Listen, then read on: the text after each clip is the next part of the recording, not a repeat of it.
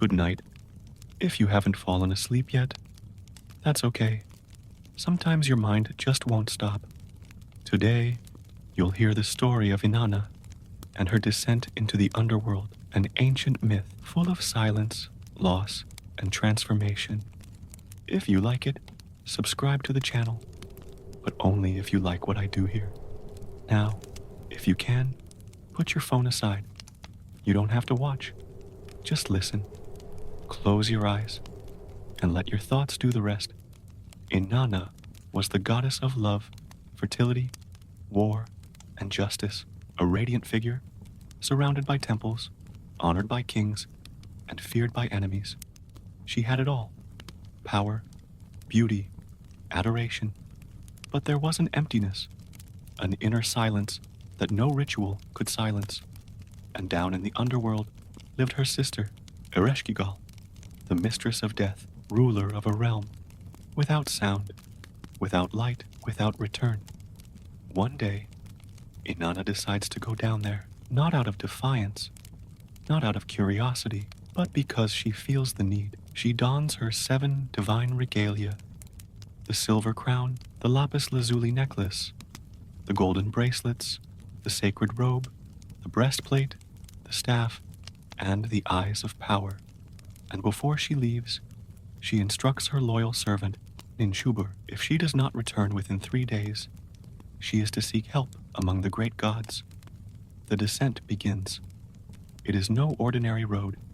It is a series of gates, each guarded and demanding. At the first, the gatekeeper stops her. To enter, he says, she must hand over something.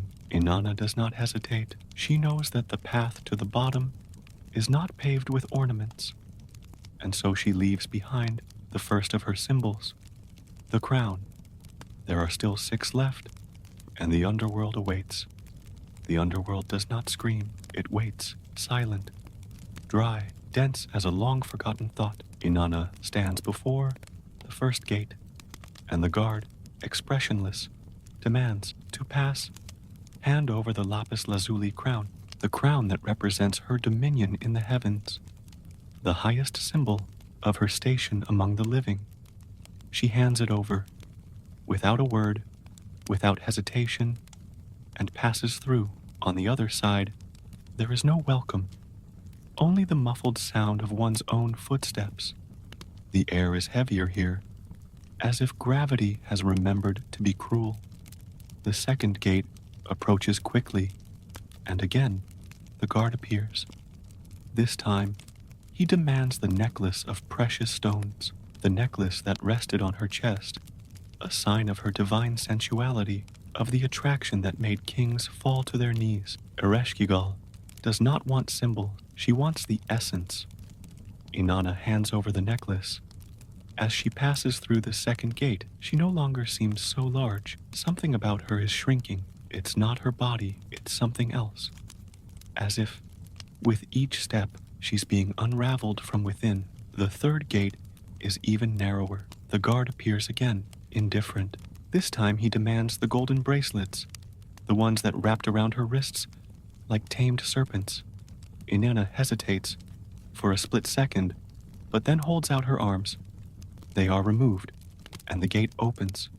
She continues, lighter, more fragile, and strangely clearer. As if, in losing her possessions, something inside begins to reveal a more sincere outline. The underworld is in no hurry. It undoes itself, little by little. At the fourth gate, it is the royal robe that must be handed over, the thick, ceremonial fabric woven with the symbols of heaven. She takes it off. Her shoulders are exposed, without the protection of the sacred garments, and she feels the cold of the underworld for the first time, not on her skin, but in her mind. On the other side, the silence is deeper, and something is watching her. Not eyes, but a presence. The underworld knows she is there. Ereshkigal knows it too, but she has not yet shown herself. First, she must pass through all the gates. At the fifth, the guard asks for the black stone breastplate, an amulet of war, of protection. She lets go of it and feels the weight of vulnerability running down her spine. 2 more to go. By now, Inanna no longer walks like a goddess. Her steps are humbler, darker. There is something human in her walk now. At the 6th gate, she lays down her staff, symbol of command, of law, of control. When she leaves it behind, it is as if she admits, here, no one rules. Here there is no throne, no law. The last gate, the 7th, the guard says nothing. He just holds out his hand. She knows what is coming. The eyes of power, the instruments that allowed her to see beyond, to judge, to dominate. When she hands them over, her eyes seem ordinary, empty, like everyone else there. Now, Inanna is naked, literally, but also symbolically. No titles, no ornaments, no protection. In the face of total darkness, there is no pretense. No appearance can sustain her. The underworld does not want greatness. It wants truth. And truth, sometimes, hurts more than death. She enters the throne room. There is Ereshkigal, sitting, a living shadow, her body rigid, her face emotionless. The queen of the underworld does not stand. She does not smile. She just watches. 2 sisters, 2 halves of the same principle. Inanna, who reigns over the living. Ereshkigal, who commands the dead. There is no greeting, no warm reunion, just the still air between 2 forces that know each other but do not understand each other. Inanna tries to maintain her posture, even naked, even emptied, but Ereshkigal already sees beyond. She sees the attempt, the pride, the will to control even her own downfall. The trial is swift. The 7 judges of the underworld are summoned, silent, impartial. They watch her as if through time, as if they had known she would fall, and she does. Inanna's body is transformed, turned to inert flesh, suspended from a hook, as if her soul has been severed from her body. There is no scream, there is no sound, just suspension. Meanwhile, in the world above, flowers wither, fields dry up, rites cease, lovers do not touch, life senses absence. Something essential has been erased. Inanna's presence sustained more than the gaze of the faithful. It sustained desire, pulse, joy. Without her, the world begins to shut down. In the underworld, there is no time as we know it. Hours do not pass. They drag on. Inanna's body remains there, suspended, motionless, hanging from a hook attached to an ancient nail driven into a stone wall. The light is dull, if you can call it light. The gods of the underworld no longer look at her. They have judged her. Now she exists only as a shadow, without voice, without thought, without real presence. Inanna is dead. Not physically, but in the densest sense of the word. What made her Inanna is no more. Ereshkigal watches, not with pleasure, not with vengeance, but with a coldness that seems to have been built over centuries of solitude. She, too, knows what it is to carry titles that no one understands. She, too, was elevated to a throne without asking, in a kingdom without warmth, without flowers, without applause. And deep down, perhaps she understands what Inanna came for. Not redemption, not glory, but understanding. Something that no one can give except those who have also descended. Up above, the earth feels it. Women stop bleeding. Animals don't mate. The soil refuses grain. Priests are confused. Kings consult the stars in vain. Nothing answers. People go on living, but they don't know why. Inanna's absence is not an event, it is a sensation. Like when something familiar disappears, and you don't know why. You only feel the discomfort, the silence. Nin Shubur, the faithful servant, stands by the temple. 3 days have passed, and as ordered, she leaves. Small but firm, she goes to the temple of Enlil, god of the air and decisions. She kneels. She cries out in prayer. She begs. Inanna is in the underworld. She will not return. The world withers. Enlil refuses. He says that the laws of the underworld are ancient, that she went of her own free will, and that it is not up to him to interfere. But Ninshubur does not give up. She goes to Nana, god of the moon, Inanna's father. She begs. She cries. But the answer is the same. Whoever descends knows the risk. She is my daughter, but I cannot.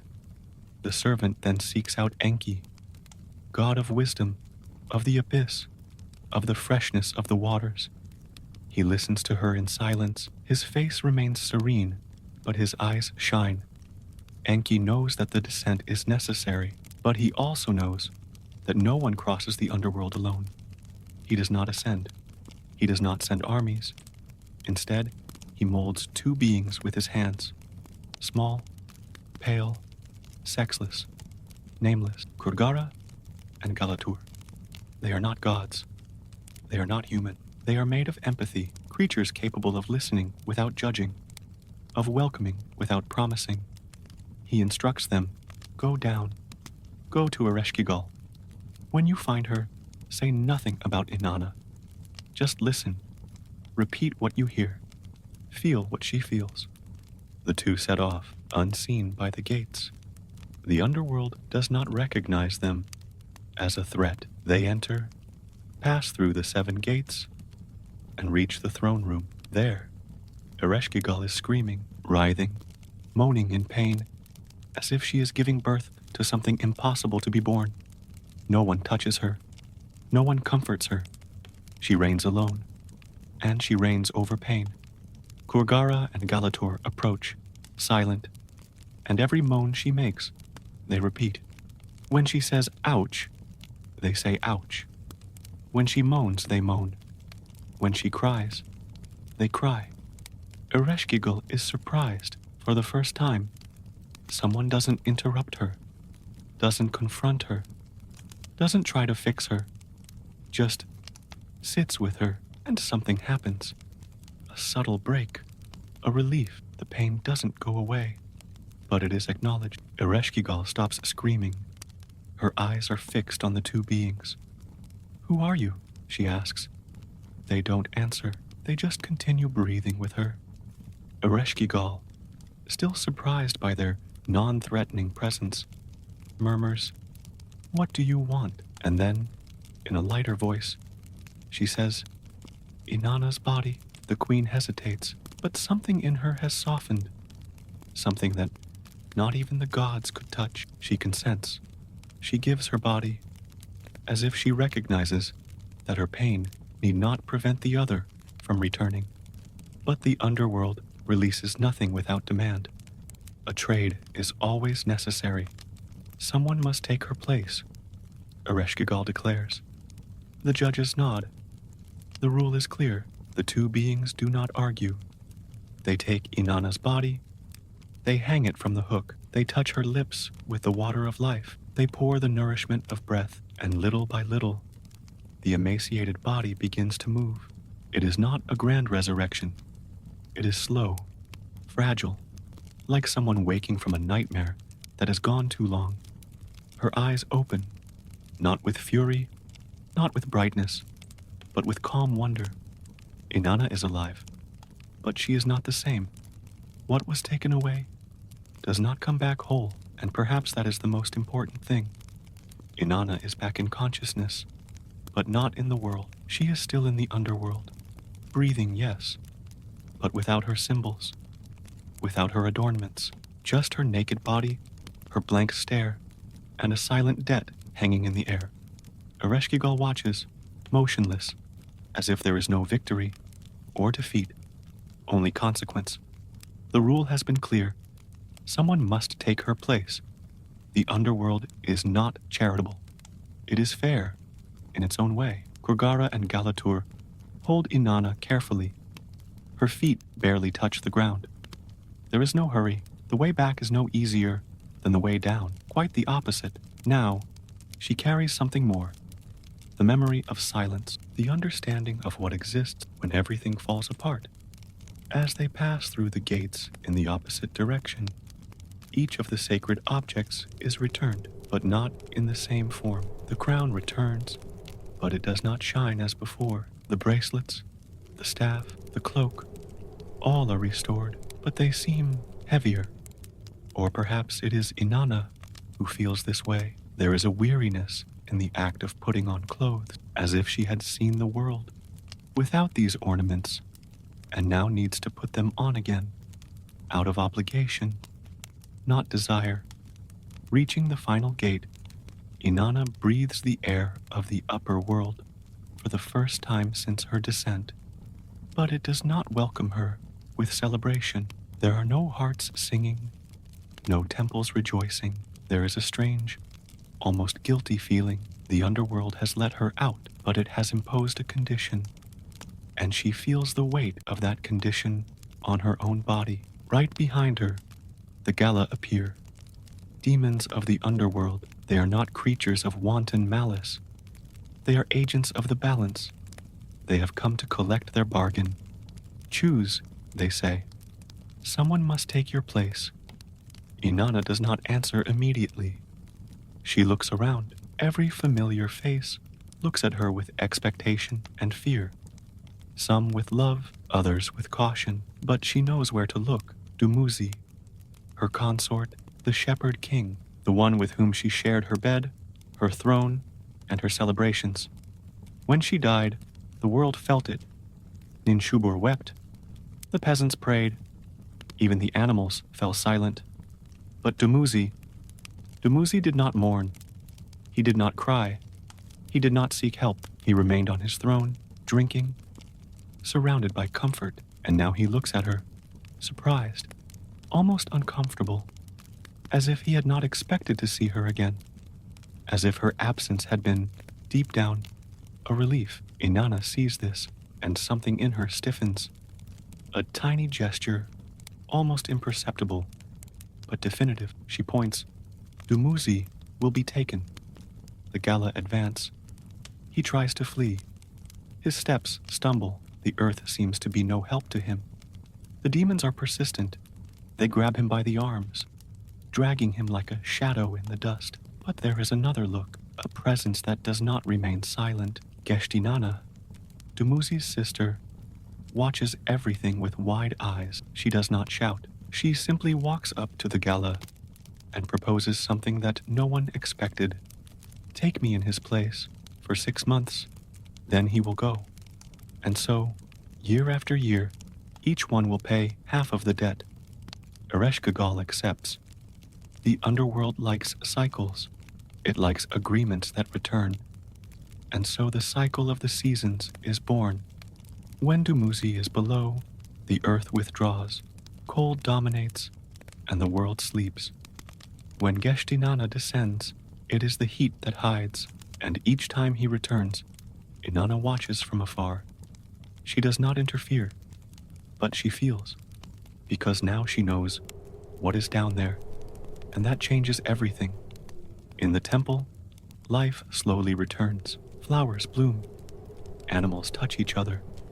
But there is something different about the rituals. The prayers seem more humble, as if everyone feels that even the gods fall, that even love, beauty, and power must descend into the darkness from time to time, not as punishment, but as fulfillment.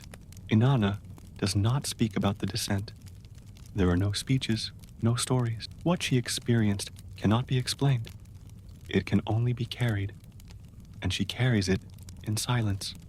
The people see her and still call her a goddess. They still kneel. They still sing in her name, but her eyes are different now. No longer eyes of conquest. They are eyes that have seen the end and returned calmly, and that is enough. Time has passed, but the underworld never completely leaves those who descend into it. Inanna has returned. Yes, she has returned alive, with her symbols, with her temples, but something remains in her. There is no right word. It is not pain. It is not regret. It is a conscience, silent, a kind of forced maturity, as if the soul had traveled miles further than the body, and now lives with an internal delay. She reigns. She smiles.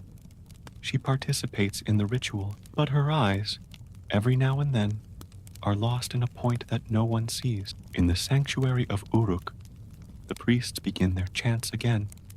The offerings return to the altars. Incense rises in gentle spirals. Everything seems normal, but Ninshubur notices. She, who has seen Inanna before and after, notices the change. The goddess no longer responds to praise in the same way. She no longer gets excited about the mirrors, the adornments, the perfumes. It is not contempt. It is just that, after losing everything and returning with almost nothing, the brightness seems to have a different taste. Less sweet, more neutral. The people do not question. They just feel. Inanna's presence remains strong, but different. She walks with lighter steps, as if she does not want to wake the earth. Sometimes she disappears for days. She goes alone to the fields, to the silent hills where there are no prayers and no eyes. She does not seek visions. She does not seek oracles. She just walks and breathes, as if the silence of the underworld is still the only place where you can hear yourself clearly. The memory of Dumuzi weighs heavily on her. There is no hatred in Inanna. There is no revenge, but there is a fracture, a shattering of an expectation. She thought he would feel it, that he would suffer her absence, and he did not. Perhaps this hurt more than the descent, more than temporary death. Inanna learns, then, that love, even divine, is not guaranteed. It is not balanced, and that someone's silence can be more violent than any scream. Geshtinana fulfills the pact with dignity. Each time Dumuzi returns to the underworld, she rises, but not as a full goddess. She lives among men, simple, discreet, almost invisible. No one sings to Geshtinana, no one builds temples, but she keeps the cycle going. A silent balance. A sister who supports her brother in the shadows, and Inanna watches this with respect. She does not intervene, she simply acknowledges. One night, during a lunar ritual, Inanna sits alone. The priests chant, the drums beat in the distance, but she does not join in. She looks up at the sky, and for a moment, she wonders what would have happened if she had refused to descend, if she had stayed in Uruk, untouchable, perfect, the undefeated goddess. But she knows that would be a sham, because there was something in her that was already breaking. Even before the journey, the descent was not a mistake. It was a necessity. In the underworld, she did not win, but she was not destroyed either. She was transformed, and that, silently, is what she offers the world now. Not just fertility, not just pleasure, but a wisdom that comes from deep within, a beauty that has seen the end and has decided to continue anyway. Little by little, the rituals change. Without anyone really noticing, they become more introspective, less about asking, more about giving thanks, less about controlling the world, more about accepting its cycles. Inanna is no longer just the goddess of love and war. She is also the one who fell and came back, the one who saw the shadow and did not dissolve into it. Some younger priestesses ask Ninshubur why Inanna does not speak more about the descent. The servant simply answers, because there are things that, if you understand too much, you forget to feel, and that is enough. Ereshkigal is still there, in the underworld, alone. But different too. The encounter with the beings of empathy touched her. It did not soften her, but it left a crack in her. A strange memory. No one visits her. No one chants her name, but she remembers. And that, for a being who lives among the dead, is almost a miracle. Inanna sometimes dreams about her sister, short, hazy dreams. In some, the two walk in silence. In others, they don't look at each other, but there is always something between them that pulses, a bond that is impossible to erase, because one only exists because the other exists too. And so, time passes, but the myth does not. It remains, not as a moral lesson, but as a mirror. Inanna's descent is not about gods. It is about what you must lose to remember who you are, about what happens when the world outside doesn't respond, and you must listen to what's inside. Uruk flourishes. The market rings with voices, the grain grows again, and the priests continue their chants. But in a far corner of the city stands a temple that no longer receives crowds. It is ancient, weathered, with cracked stones and crooked columns. It was one of Inanna's first temples, a place built when she was still just rising, before the fall, before the underworld. She visits this temple alone. No procession, no offerings. Only the wind accompanies her. The walls still bear images of her, young, proud, adorned. The eyes of the statues shine with an ancient arrogance. Inanna watches in silence. She doesn't recognize herself there. That version of her is like a mask that no longer fits. She is still part of what she was, but not of what she is now. She touches the stones. You feel the accumulated heat of the sun, but she doesn't pray. She doesn't ask. She just stays, as if her presence there were an offering in itself, a way of accepting everything that has changed. There is no ceremony. There is no revelation, just the sound of a statue slowly cracking, as if she too were tired of holding a form that no longer serves. Days pass, and rumors spread. Some say the goddess has lost her shine, that her descent has corrupted her, that the underworld has dulled her glory. Others say she has become wiser, more just, closer. No one knows for sure. Mortals like to interpret gods as if they were simple stories, but gods also change, and Inanna doesn't care about the rumor because she has already understood that she doesn't need to prove anything. What she discovered at the bottom of the world cannot be put into words. In her moments of solitude, she observes the cycles. Every 6 months, Dumuzi descends, and the earth weeps. Every 6 months, Geshtinana takes his place, and the heat returns. Inanna watches all this with a melancholy calm. There is no longer anger in her eyes. There is acceptance, an ancient sadness that has settled deep in her chest, like someone who has learned to live with the absence of something essential.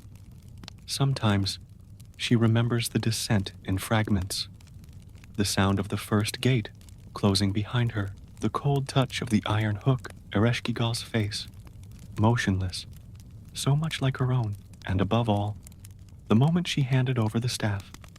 That gesture left its mark. It was then that she realized power that is held too tightly will rot. It must be let go. Even if only for a while, the people continue to venerate her. But something has changed in the rituals. There are no longer requests for conquest or victory. Now, many come to the temple in search of comfort. To be heard, Inanna has become a symbol of those who have fallen and returned, and this brings her closer. Some say that she has begun to hear better, that even in silence, her presence calms, as if her body held the memory of the darkness, and therefore knew how to turn on a small, discreet, but sufficient light. The ancient myths are beginning to change. In some versions, Inanna descends not out of ambition, but out of grief. In others, she seeks her sister out of compassion. No version is entirely true, nor is it entirely false. Each reflects what the people need, and she allows it because she understands that the myth is a living organism. It grows, changes, and breathes, along with those who listen to it. Ninshubur remains faithful, but now he observes the goddess with a quieter respect, not out of fear, but because he understands that the returned Inanna does not demand fidelity. She inspires something else: presence, being, remaining, even when the glow fades, even when there is no response. This kind of loyalty is not demanded. It is felt. Ereshkigal, below, sits on her throne, but on silent nights, the winds of the world above reach her, and she listens. Not words, but gestures. Rumors of a sister she has not forgotten. A constant reminder that even among the shadows, there are echoes of care. Inanna does not try to erase what she has experienced, nor to turn it into a lesson. She simply continues. She carries the underworld on her shoulders as part of her name, a mark that no one sees, but that shapes her every gesture, like someone who has gone through something irreversible and now knows the value of what remains. And so, in the ruined temple, in the silence of the desert, or in the noise of the markets, her presence remains, more contained, more dense, less adorned, but perhaps more real. In the darkness of dawn, as the world slows down, there are places where stories continue, even when no one tells them. The earth keeps, the wind remembers, and the stones, if they could speak, would whisper of Inanna's passing, not as if reciting a glorious deed, but as if telling a secret, a worn, polished secret, kept deep in silence, in some distant fields, where the sun is slow to rise. Farmers still revere the earth with care, not because someone told them to, but because they feel it, because when they plant, they know they are touching something that has slept with the gods, and when they harvest, they know that what grows there only grows because someone went down and came back. The seasons keep turning. Every year, the same dance. Fertility, pause, mourning, rebirth. The world forgets the names, but the body does not forget the cycles. The sweat of summer, the weariness of winter, the melancholy of autumn, the fragile hope of spring. All of this still bears the trace of a goddess who gave up everything and, for that very reason, became part of what returns. In this new era, Inanna is seen less as a distant deity and more as a mirror, a presence that understands, that does not offer easy promises, but also does not demand blind worship. There are those who speak to her in whispers without expecting a response. There are those who walk through empty temples just to smell the extinguished incense, because somehow it is there that they feel they can be who they are, with heaviness, with doubt, with tiredness. In a small village, an elderly priestess teaches the girls that Inanna is not only the goddess of desire, she is also the one who fell, the one who wept, the one who came back transformed, and that every true desire has a cost, not a punishment, a cost, because wanting something with all your soul is also risking losing everything. As she did, the girls listen in silence. Some laugh, without understanding. Others close their eyes as if they recognize the pain, even without having experienced it yet. And the old priestess just smile, because you know that the story will continue, even if no one else tells it properly. Myth settles in the body. The memory begins to exist in the folds of the skin, in gestures, in choices. Meanwhile, Inanna does not hide, but she does not impose herself either. She appears in dreams, in fleeting visions, in moments when one hesitates between moving forward or stopping. She does not tell one what to do, but she is there, like a gentle shadow, like a memory that does not judge. High in the mountains, there is an ancient altar, almost swallowed by vegetation. It was built long before the luxurious temples of Uruk, just piled up stones, no gold, no inscriptions. That, they say, is where Inanna sat after her return. Alone, no entourage, just her and the wind. The place is still there, untouched. Anyone who passes by feels something strange, a dense but welcoming silence, a space where nothing is demanded, where no one needs to be strong. It's curious to think about this. how the image of an all-powerful goddess can, over time, become a symbol of fragility that remains standing, as if the greatest strength lies precisely in admitting that one has no control, that falling is part of the climb, that losing everything can be the first step to coming back with less weight but more truth. Ereshkigal, in the Underworld, feels these changes. No one has descended to her since. But she does not wait. She does not desire visitors. Her throne is not a stage. It is an anchor. Still, there are nights when she touches the cold ground with her fingers and imagines the air above, not as nostalgia, but as a memory of a bond that, however distant it may seem, still exists. Inanna, from time to time, dreams of her sister's hands, not her face, not her voice, just her hands, holding something invisible, a weight, a world, a pain. And when she wakes up, Inanna feels her body calmer, because she knows that there are things that cannot be healed, but they are shared, even in silence. And so, the memories go on the ground, faces, in the stations, not as didactic lessons, but as traces, like sacred dust stuck to the feet of those who walk without knowing that they are stepping on a myth. Over time, even the names of the gods change. They are forgotten, reinvented, whispered in a different way. But some myths endure not because of their name, but because of their feeling.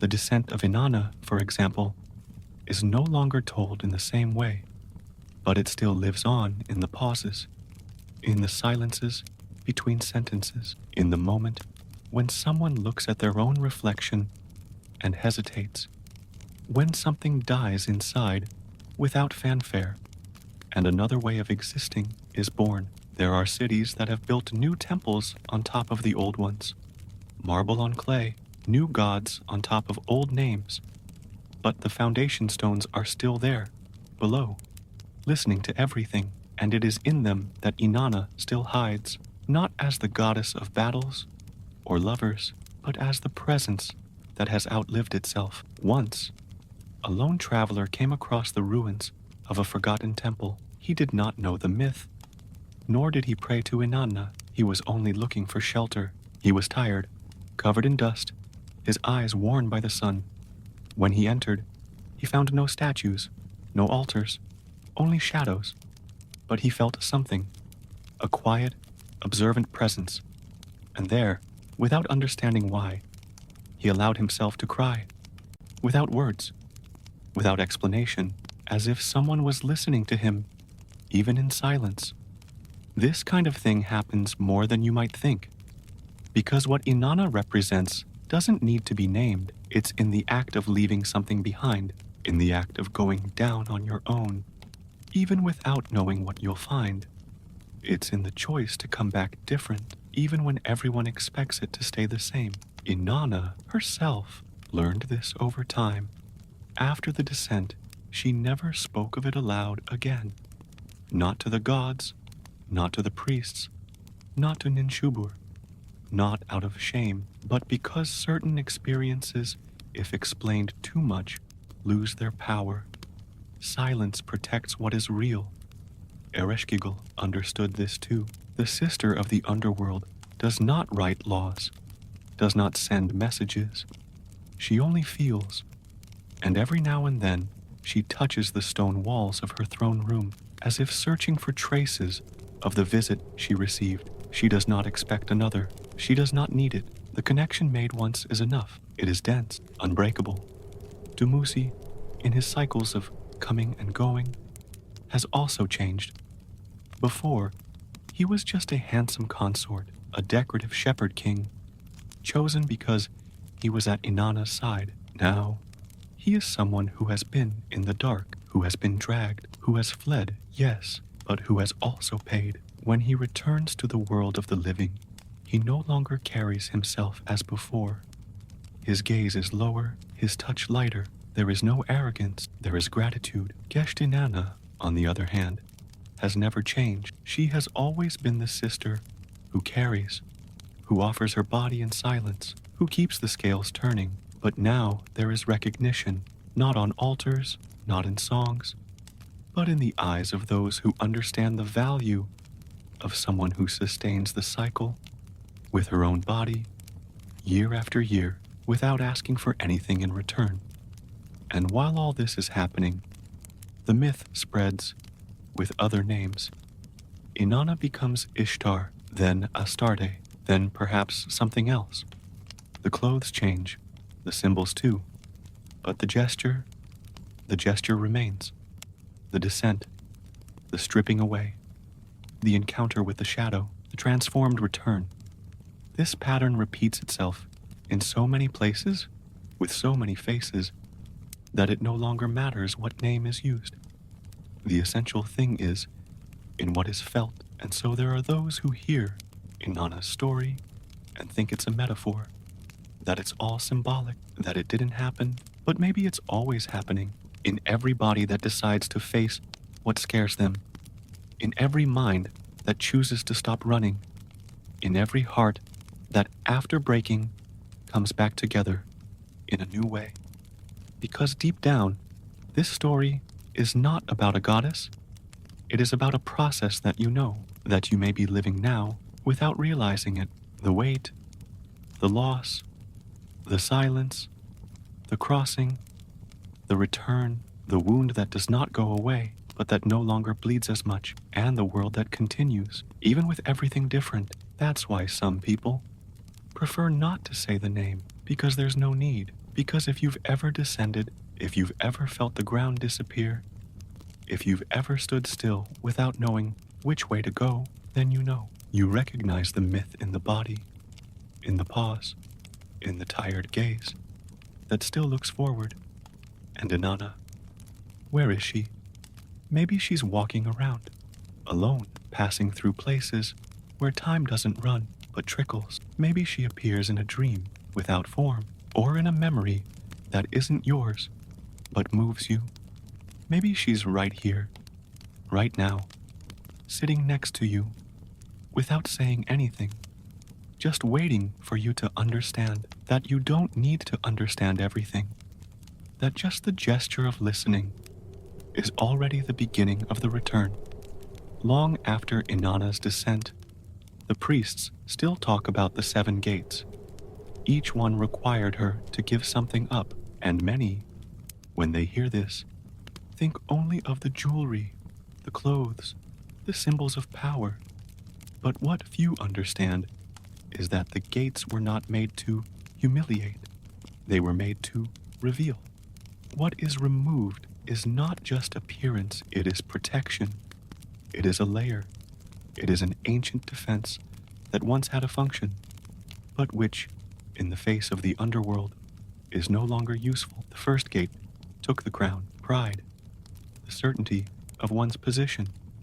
Inanna gave it away.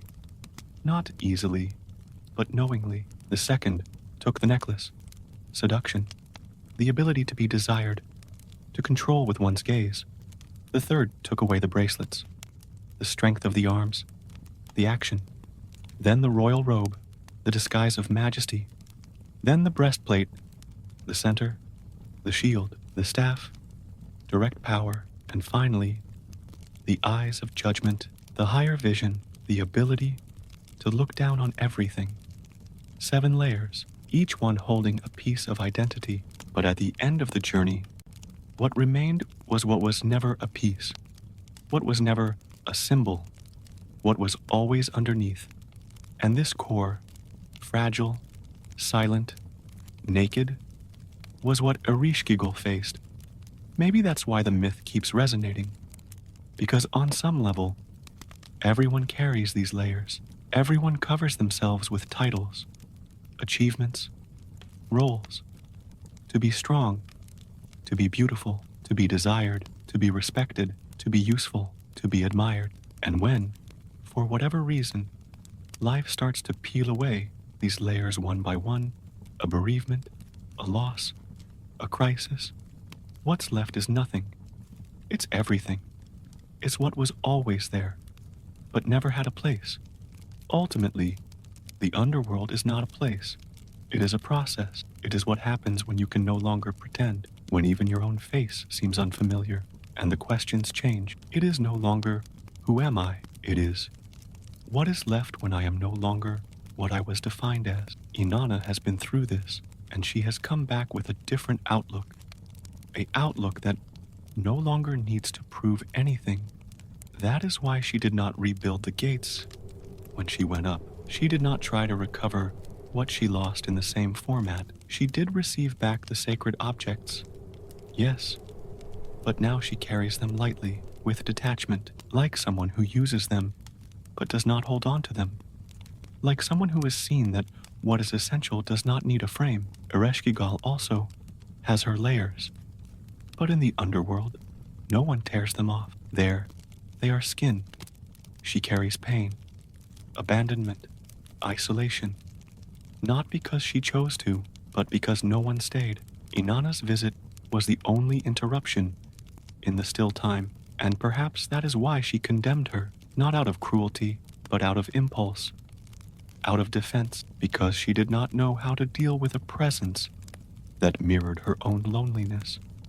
In the throne room, the two did not exchange long words, but the gesture of killing and the gesture of allowing the return were forms of communication. Two sisters, two faces. One went up, the other stayed. But both changed. Some say that Ereshkigal represents anger, raw sadness, grief that does not heal, and that Inanna represents rebirth, beauty that returns. But maybe it is not that simple. Maybe they are both parts of the same cycle, because every rebirth needs a death first, and every beauty that returns is only possible because it has been dismantled. In everyday life, this happens all the time. A disappointment, a goodbye, a mistake that can't be corrected, and suddenly you find yourself passing through an invisible gate, leaving behind something you thought was essential, and then another comes along, and another, until everything weighs less, or simply disappears. And if you've come this far, if you're still listening to this story with your body calmer, your thoughts slower, maybe you're also walking through gates. Maybe you're leaving something on the ground with every step, without realizing it. A fear, a demand, an old demand to always be strong. And that's okay. The underworld is silent, but it's not cruel. It just wants to see what's left. When there's no defense left, Inanna went through this and came back. Not to say it's easy, but to remember that it's possible, that there's another side, that the body can rebuild itself, that the soul, even when tired, finds new ways to inhabit the world. Not like before, but in a lighter way, more truthful. Inanna has returned, but her return, contrary to what many people think, is not the end. It is not about going up, putting on your jewels again, retaking the throne, and continuing as before. Those who have seen the bottom do not return whole, they return different. And so, her return is the beginning of another kind of journey, less visible, more intimate. It is no longer about dominating the world. It is about learning to inhabit it without losing yourself. The cities that worship her have flourished again. The rites have returned. The chants echo through the temples. But Inanna, though present, does not allow herself to be captured by the ancient symbols. She allows herself to be called whatever she wishes, the goddess of love, of fertility, of war. But inside, she carries something that cannot be named, something that no one sees, and that perhaps no one needs to see. She walks through Uruk with ease. She smiles at the faithful, but she avoids grand rituals. She prefers small moments, the touch of the breeze on her palms, the distant sound of water, the stillness of the morning before the temple awakens. Her eyes, once full of desire and command, now hold a pause, a space where there was once urgency, an openness that listens rather than imposes. The younger priests find it strange. They say that the goddess is different, that she doesn't demand with the same fervor, that she no longer seems so grand, but the older ones, they understand. They look at her with silent respect. They have also grown old. They have also lost. They also know that the truest brilliance does not shout. At times, Inanna sits by the Euphrates River. She looks at the reflection in the water. She sees her own face there, distorted, trembling with the movement of the current. And she thinks, maybe this is it. Maybe identity is like water, never fixed, never steady, but always there, flowing, changing, returning. She does not speak of the underworld, but she carries it in her gestures, in the way she listens, in the way she does not rush to respond. Those who seek her in pain find a welcoming silence. Those who expect ready advice receive only a calm presence. And that, for many, is more than enough. The 7 symbols, which were once signs of power, are now used with simplicity. The crown rests on her head, but without weight. The cloak covers her body, but does not hide it. The staff touches the ground, but no longer commands. Each object has been transformed. They no longer define who she is. They merely accompany her. At night, when the temple falls silent, Inanna walks through the empty halls. She runs her fingers along the ancient columns. She feels the cold of the stone. And she remembers her suspended body, her nameless pain, the moment when everything fell apart, not with sadness, but with gratitude, because it was there, in that emptiness, that she found something she didn't know she was looking for, the formless truth. Ninchuber remains by her side, faithful, as always, but now more of a friend than a servant. She understands Inanna's silences. She doesn't ask too many questions. She doesn't try to interpret. She just walks along, and sometimes they share the silence, as if sharing a rare meal.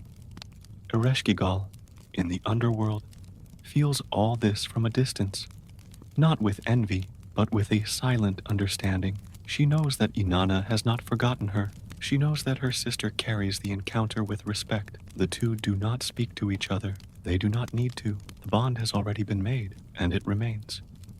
There are nights when Inanna dreams of the gate, not as nightmares, but as gentle memories. One by one, they reappear, each gate opening, each delivery, and at the end, Ereshkigal waiting for her, motionless, but not hostile.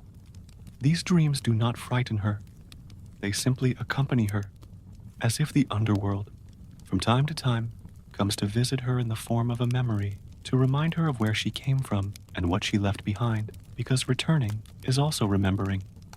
Not to live in the past, but to not forget what shaped the present. Inanna knows that her strength no longer lies in her ability to win. It lies in her ability to remain, to go through what scares her, and return with something that cannot be seen. And that is the mark of those who have already descended.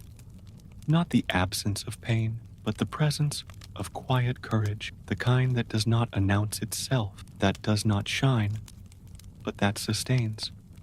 At the heart of the myth, there is a blind spot, a place where no one usually looks.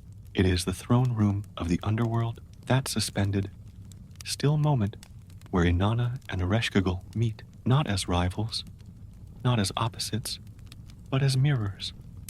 It is there that the narrative stops being about symbols and starts being about recognition.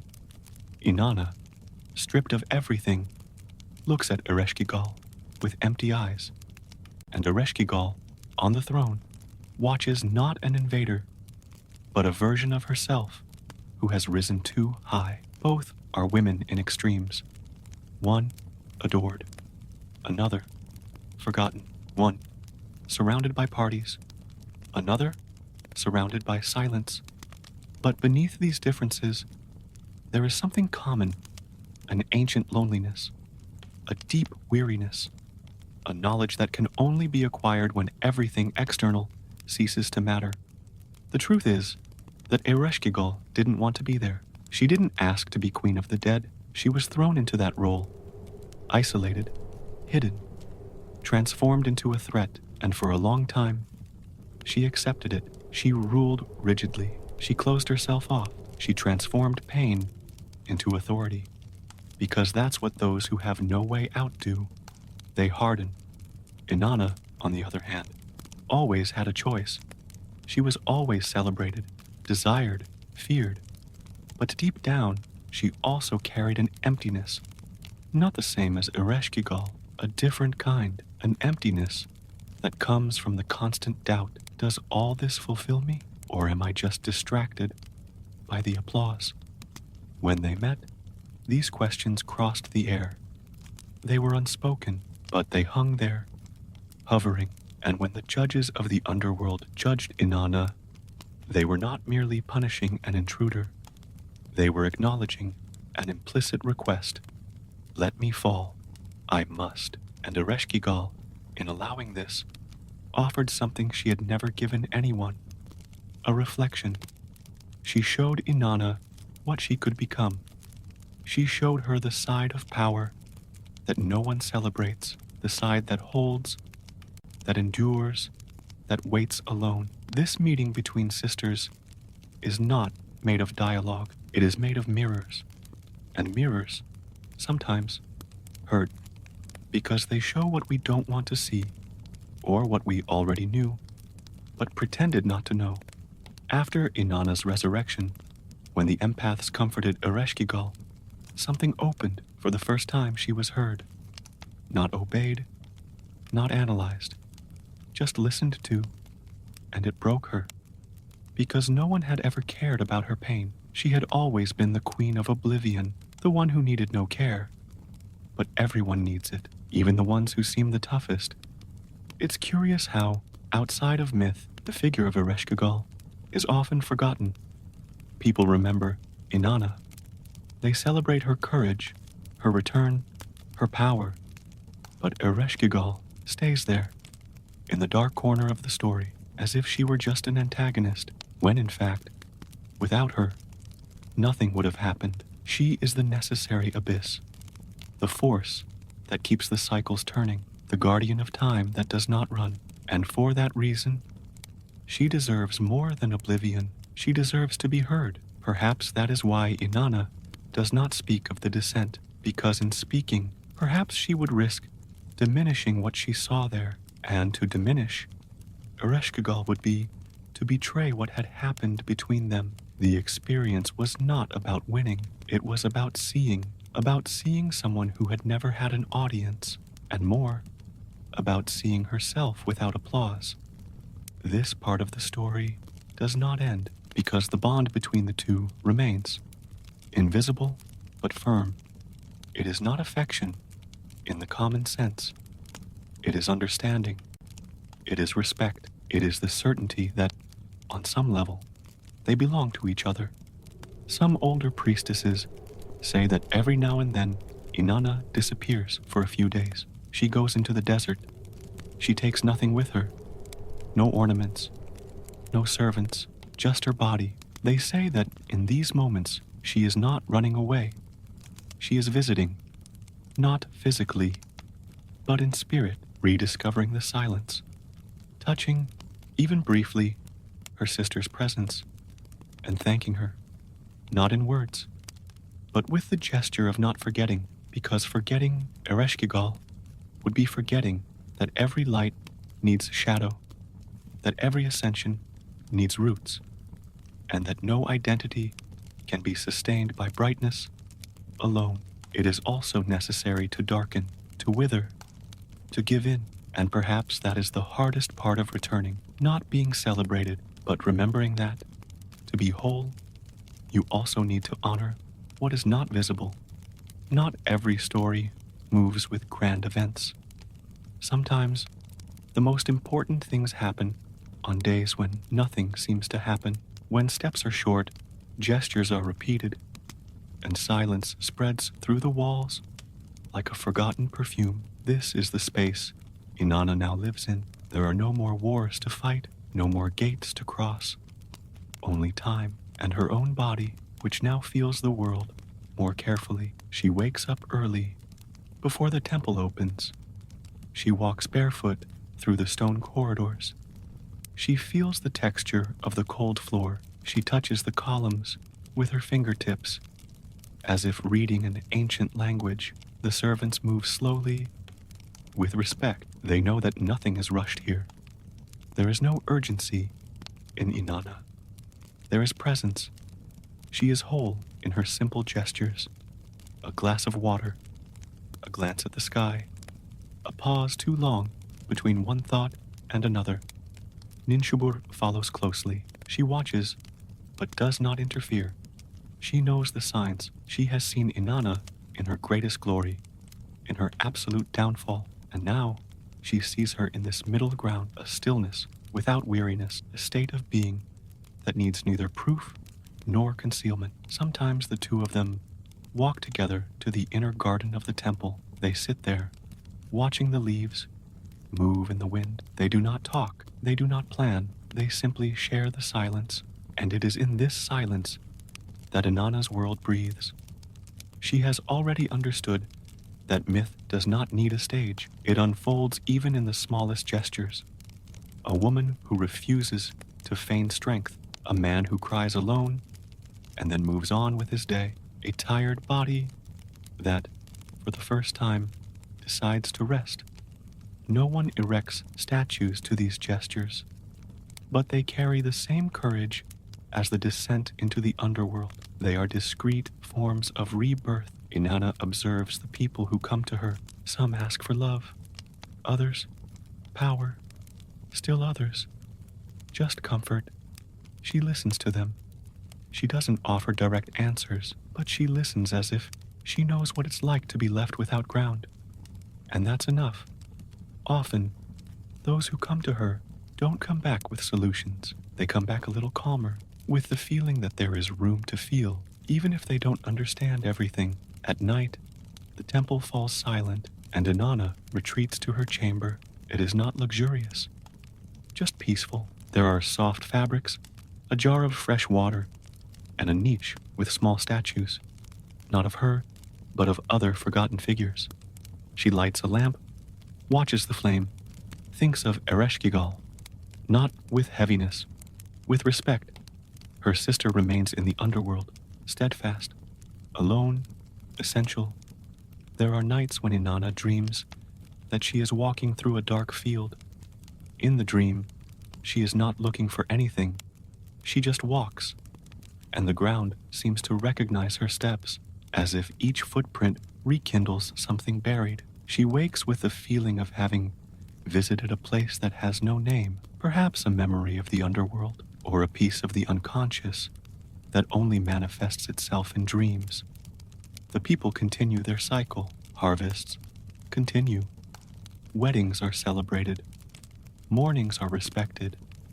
Everything follows the usual rhythm. But there is a difference in the way they speak of Inanna. They no longer see her only as the one who bestows blessings. They begin to call her the one who listens, the one who understands.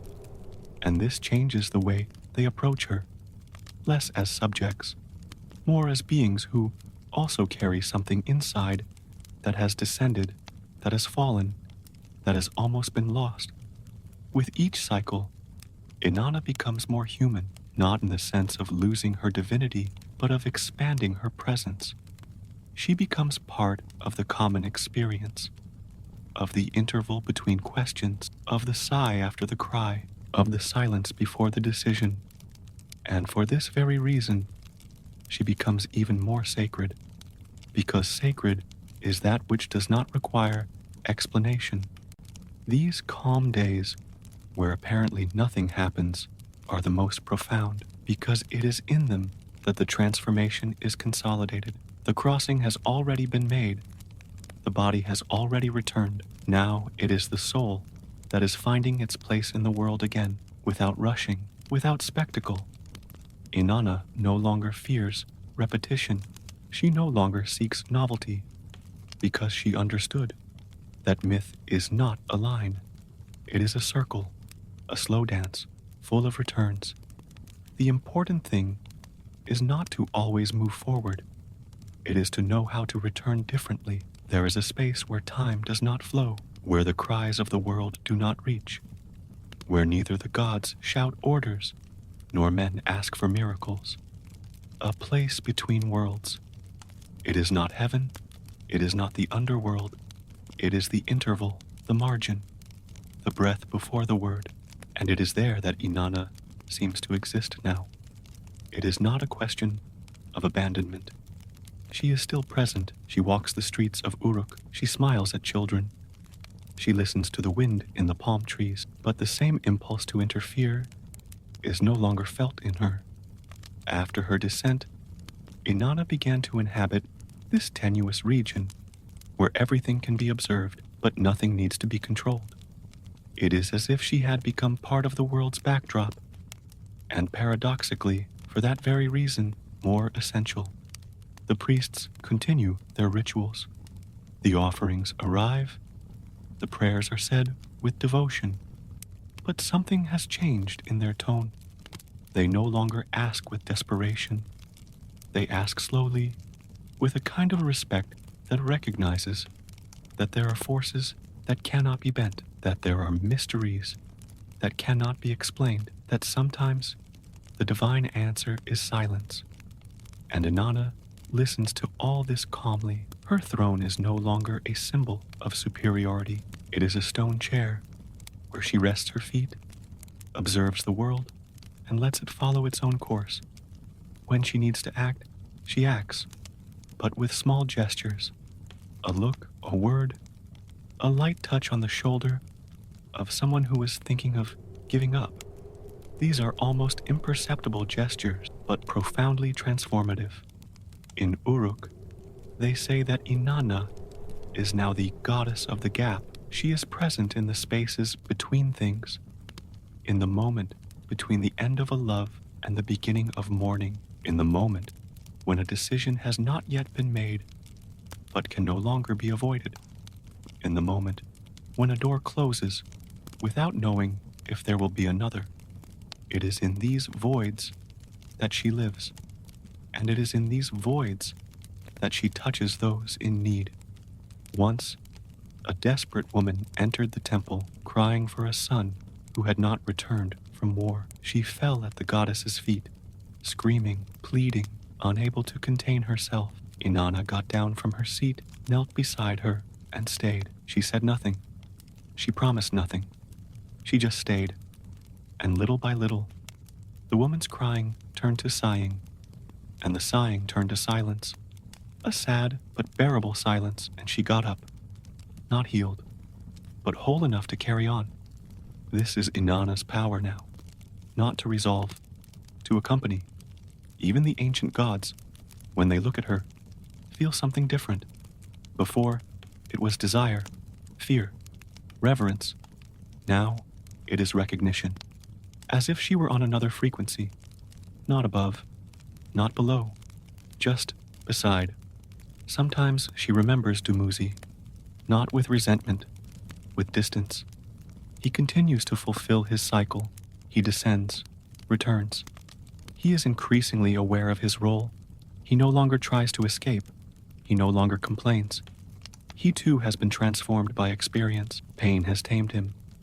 Silence has taught him, and this, even if he does not realize it, is a gift that Inanna has left for him. Geshtinanna also follows her cycle, firmly. Without spectacle, her strength is different, less visible, more constant. And Inanna, from time to time, calls her to walk around the temple. The two talk little, but when they do, their words are like roots, discreet, but deep. Ereshkigal, from the depths of the underworld, remains, solid, silent, unattainable. But there are nights when she rises from her throne, walks through the dark corridors, and rests her face against a cold wall there, where Inanna once stood, and she remained in silence, not out of longing, out of recognition, out of a kind of respect that is expressed without words. Inanna knows this, not because she sees it, but because she feels it, because between her and her sister, there is no longer any separation. There is an invisible line, yes, but alive, vibrant, that pulses with time, and that's how she lives now, between worlds, neither in constant brightness, nor in eternal shadow, in a silent middle ground. And this, which would once have been seen as a fragility, is now her greatest strength. Ultimately, this state is not exclusive to the gods. Anyone who has fallen and returned knows what it is like, this place where you still don't know for sure who you are, but you already know who you are no longer. This strange, uncomfortable interval, but where everything is reorganized, where the roots change place, where the soul sows new ways of inhabiting the body. Over time, Inanna's gaze changed. It's not something you notice right away, but if you spend enough time around her, you'll notice. She no longer looks the way she used to. She no longer walks past others with a desire to know everything, control everything, conquer everything. Now, her eyes linger, they pause, they listen. It's as if they look inside, not to judge, but to recognize. She no longer needs to rush, nor certainties. The Inanna who descended to the Underworld saw that, deep down, everything that seems fixed is temporary, and everything that seems lost can sometimes be reborn in a way no one expected. So, she learned to observe delicately, to give time for things to reveal themselves, to not force revelations. There is a strange peace in this, an absence of urgency that confuses those who are still in a rush, those who want quick answers, those who think that the sacred needs to show itself in grandiose forms. To these people, Inanna seems distant, too slow, too silent, but to those who approach her patiently, she shows herself whole, present, intense, in a calm way. The devotees keep coming. Some bring ancient requests, love, prosperity, power. Inanna listens to them, but she doesn't always answer as they expect. Sometimes she offers only a question in return, or a gesture that doesn't seem like a solution. A jar of water, a dried flower, a worn piece of cloth, simple symbols, but the one who receives them understands. Not with the mind, with the body. A woman came to her once, asking for healing. Her voice was shaky, her eyes were red from crying. Inanna listened carefully. Then she took a cracked mirror and placed it in front of her. The woman saw herself. Her face was broken in two by the crack, but she also saw herself whole there, and for the first time, she cried in a different way, not in pain, but in relief, as if she were recognizing a truth she had already carried. That's Inanna's look now, a look that doesn't try to fix, but embraces what's broken. On new moon nights, she retreats. She sits alone at the top of the temple. She looks up at the dark, starless sky, and she thinks about everything she has lost, not as a regret, but as a memory, as someone who knows that, without certain losses, she would never have seen what she sees now. She thinks of Ereshkigal, not with longing, with reverence. Her sister remains in the background, tending the dead, guarding the gates. The two no longer speak, but Inanna feels her presence at certain times of the day, when the silence deepens, when an old pain returns, but no longer hurts, when the world seems slow and dense, as if it were breathing inside her. At those moments, Inanna smiles to herself and thinks, she is still with me. The older gods sometimes try to call her to debates. They ask her opinion on celestial disputes, alliances, decisions. But Inanna responds sparingly. She no longer gets involved in everything. She chooses carefully where she puts her energy.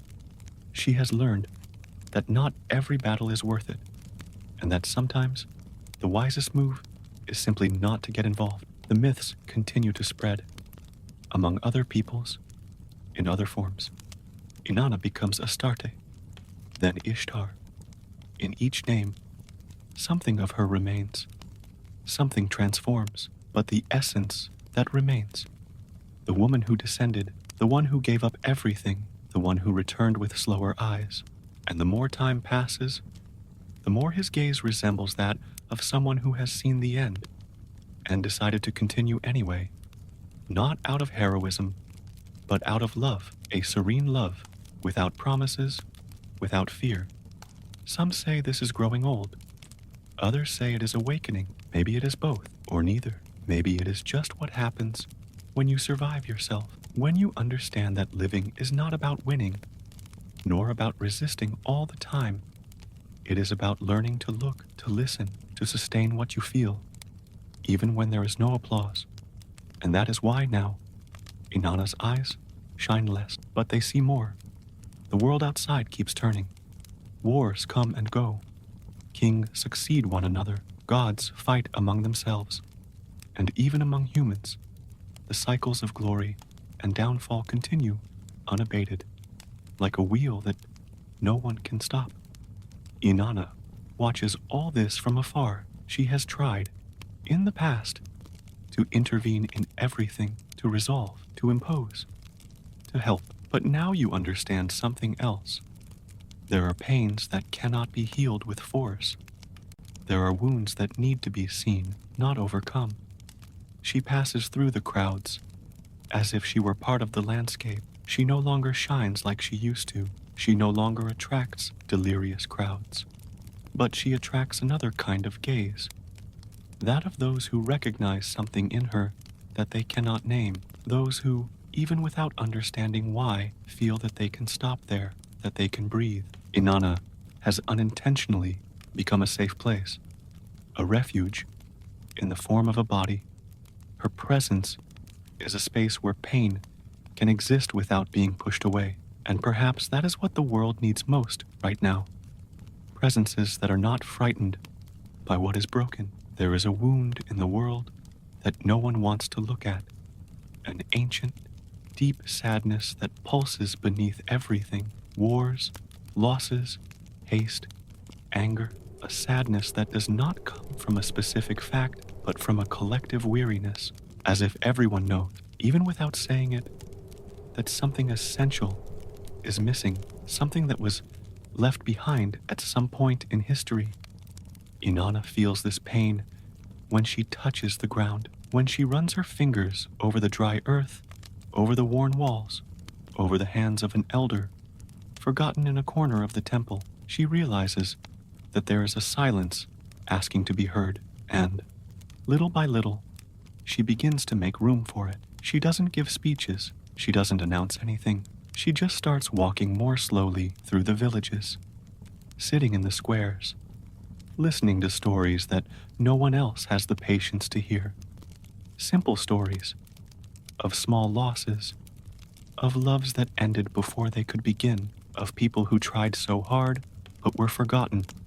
And with each listening, Inanna offers something rare: total presence. This is how a slow change begins.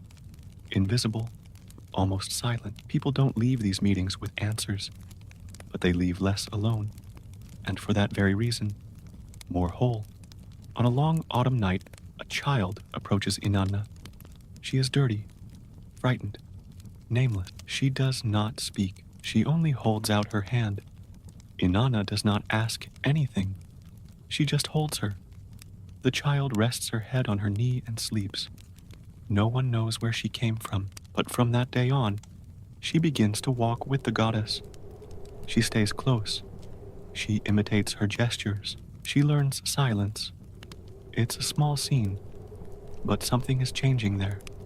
Some are beginning to understand that Inanna is no longer just the goddess of fertility or war. She is now the guardian of the inner space, the protector of what is too fragile to defend itself, the one who holds the pain of the world without having to resolve it. And that, strange as it may seem, is what begins to heal. The temple, over time, changes too. The altars become simpler. The rituals are slower. There is less gold, more cloth, more earth.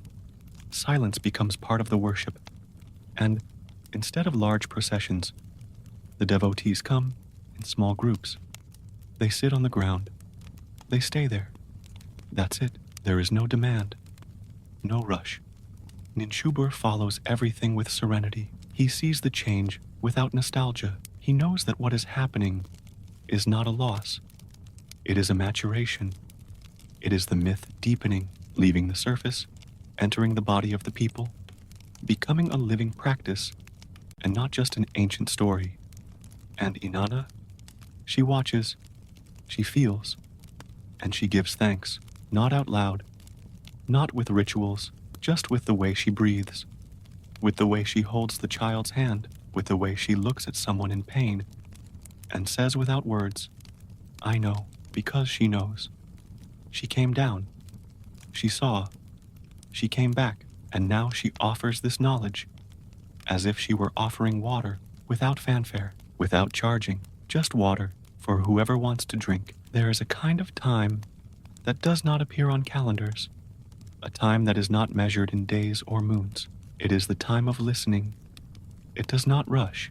It does not impose itself. It opens up when the world becomes silent enough for someone to feel safe in existing as they are. This is the time that Inanna has come to offer. A rare time. A time without haste. People who come to the temple no longer come in search of miracles. They come to talk, or often just to sit. The temple has become a space where even silence has value, where no one needs to fill the void with hurried words, where crying does not need to be held back, where even the pause between one breath and the next is received with respect. Inanna doesn't say much. She doesn't even need to. Her entire body has begun to communicate. Her every gesture has the texture of someone who has already fallen, already lost, already returned. Her presence is a silent reminder that survival is also sacred. There is no urgency in her gaze, just a calm firmness, like someone holding space with both hands, without squeezing too tightly. Sometimes she sits with small groups in the temple courtyard. She listens to simple stories, a man who has not been able to sleep for weeks, a woman who feels invisible, a young man who is afraid of his own desire, and she listens to them as if they were gods recounting their personal tragedies, because deep down, they are. She learned on the way down that all pain wants to be heard, not resolved, not analyzed, just listened to wholeheartedly. And that's what she offers now. A space where no one has to be strong all the time, a time where no one is interrupted, a place where even the confusing can breathe. This kind of listening transforms. Slowly, but profoundly, the woman who felt invisible starts walking with her chin a little higher again. The sleep-deprived man starts sleeping an extra hour a night. The young man starts talking about what he feels without shaking so much. No miracle, but a series of small rebirths, almost imperceptible, but real. And that, for Inanna, is enough. She knows that the world does not change all at once. Neither do the gods, nor do people. Everything changes slowly when someone has the courage to listen without trying to fix it. Ninchibur observes everything with a serenity that only those who have grown old in silence can have. She also listens. She also welcomes. But above all, she has also forgotten how to judge. She no longer expects pain to be logical, or that relief will come quickly. She understands that everything has its own rhythm, and that each person descends to their own underworld at the right time. Sometimes the two of them walk together after the temple is empty. In silence, they feel the ground beneath their feet, the wind between the columns, and time, that slow time, that charges nothing. It is in these moments that Inanna feels that she is still alive, not because she reigns, but because she feels. There is a subtle change in her body, a delicacy that was not there before, as if her own body had learned to listen. Her shoulders are looser, her breathing is longer, her posture is more open. Anyone who sees her passing by feels that she does not take up space. She welcomes it, and this makes the temple, even when empty, seem full of presences that have already been welcomed there, full of silences that have already been heard, full of fragments of stories that now rest in the memory of the stones. Even the rituals have changed. Now there are ceremonies that are just listening. The devotees gather in silence. They sit in a circle. One at a time can speak. There is no response. There is no interruption. Just listening. And surprisingly, that is what many need most. A place where they can exist without interruption. Inanna created this space without intention. She simply followed what she learned from the fall. And that is why it works. Because it is not forced, it is not performed, it is offered. Like a glass of water, like an empty chair, like time that wants nothing back. She still remembers the darkness of the underworld, not with fear, with respect. Because it was there that she learned that everything that is pretended to be one day falls, and what is left needs to be heard, without armor, without disguises, calmly, long before the gods, before kings and stories. There was only the gesture of feeling together, not the feeling that judges, but the one that acknowledges, me too. When Enki shaped Kurgara and Galatur, the two nameless, sexless beings, he did not make them to fight, nor to argue. He created them to listen, to mirror, to be. They were sent to the underworld, not with force, but with empathy.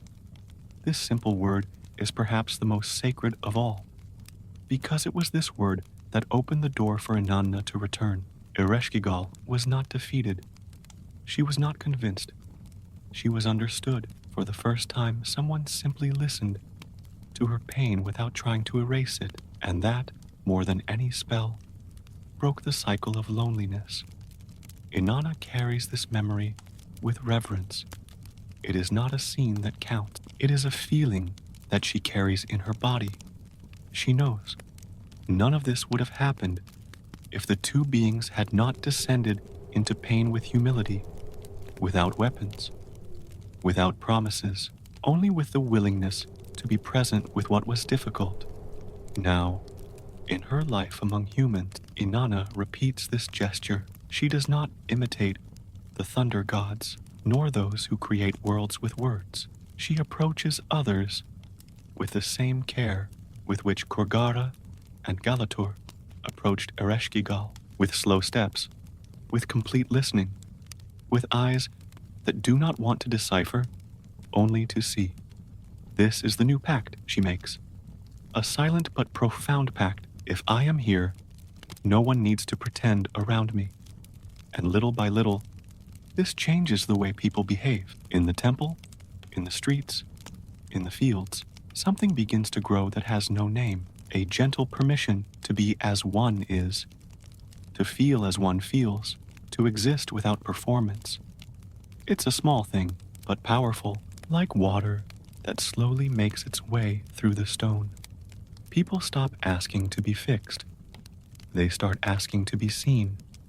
And Inanna, with her deep-rooted listening skills, offers that. The most skeptical think she has lost her strength. They say that a goddess who only listens is no longer a goddess, that the power lies in acting, in dominating, in transforming. But they don't understand, because they have never been in a place where pain could not be spoken, because they have never felt the relief of having someone just hold the space for their sadness, without rushing, without judgment. But whoever has felt this knows. You know the value of this pack. You know the weight that comes off your shoulders when you don't have to carry the mask. One night, an old man, sick and bitter, comes into the temple. He never believed in the gods, but he came. You don't really know why.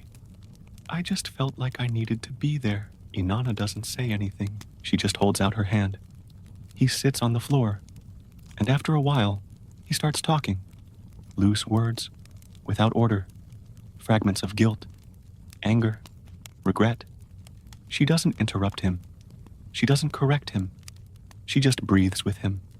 And at some point, he stops talking, and he cries, a dry cry. that comes from a place where words no longer reach.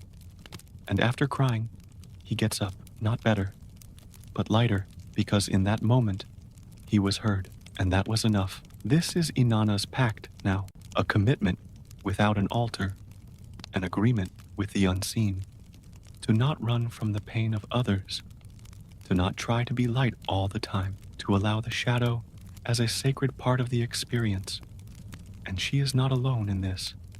Many are beginning to follow her example, not as devotees, but as echoes. They learn to listen to their children with more patience, to their parents with more empathy, to themselves with more forgiveness. Listening spreads like the wind. It cannot be seen, but it can be felt. Even Ereshkigal, down below, feels this wind. When the silence of the underworld seems less harsh, when her own cries come back to her in the form of care, she doesn't thank her, she doesn't smile, but she feels it. And that, for her, is enough.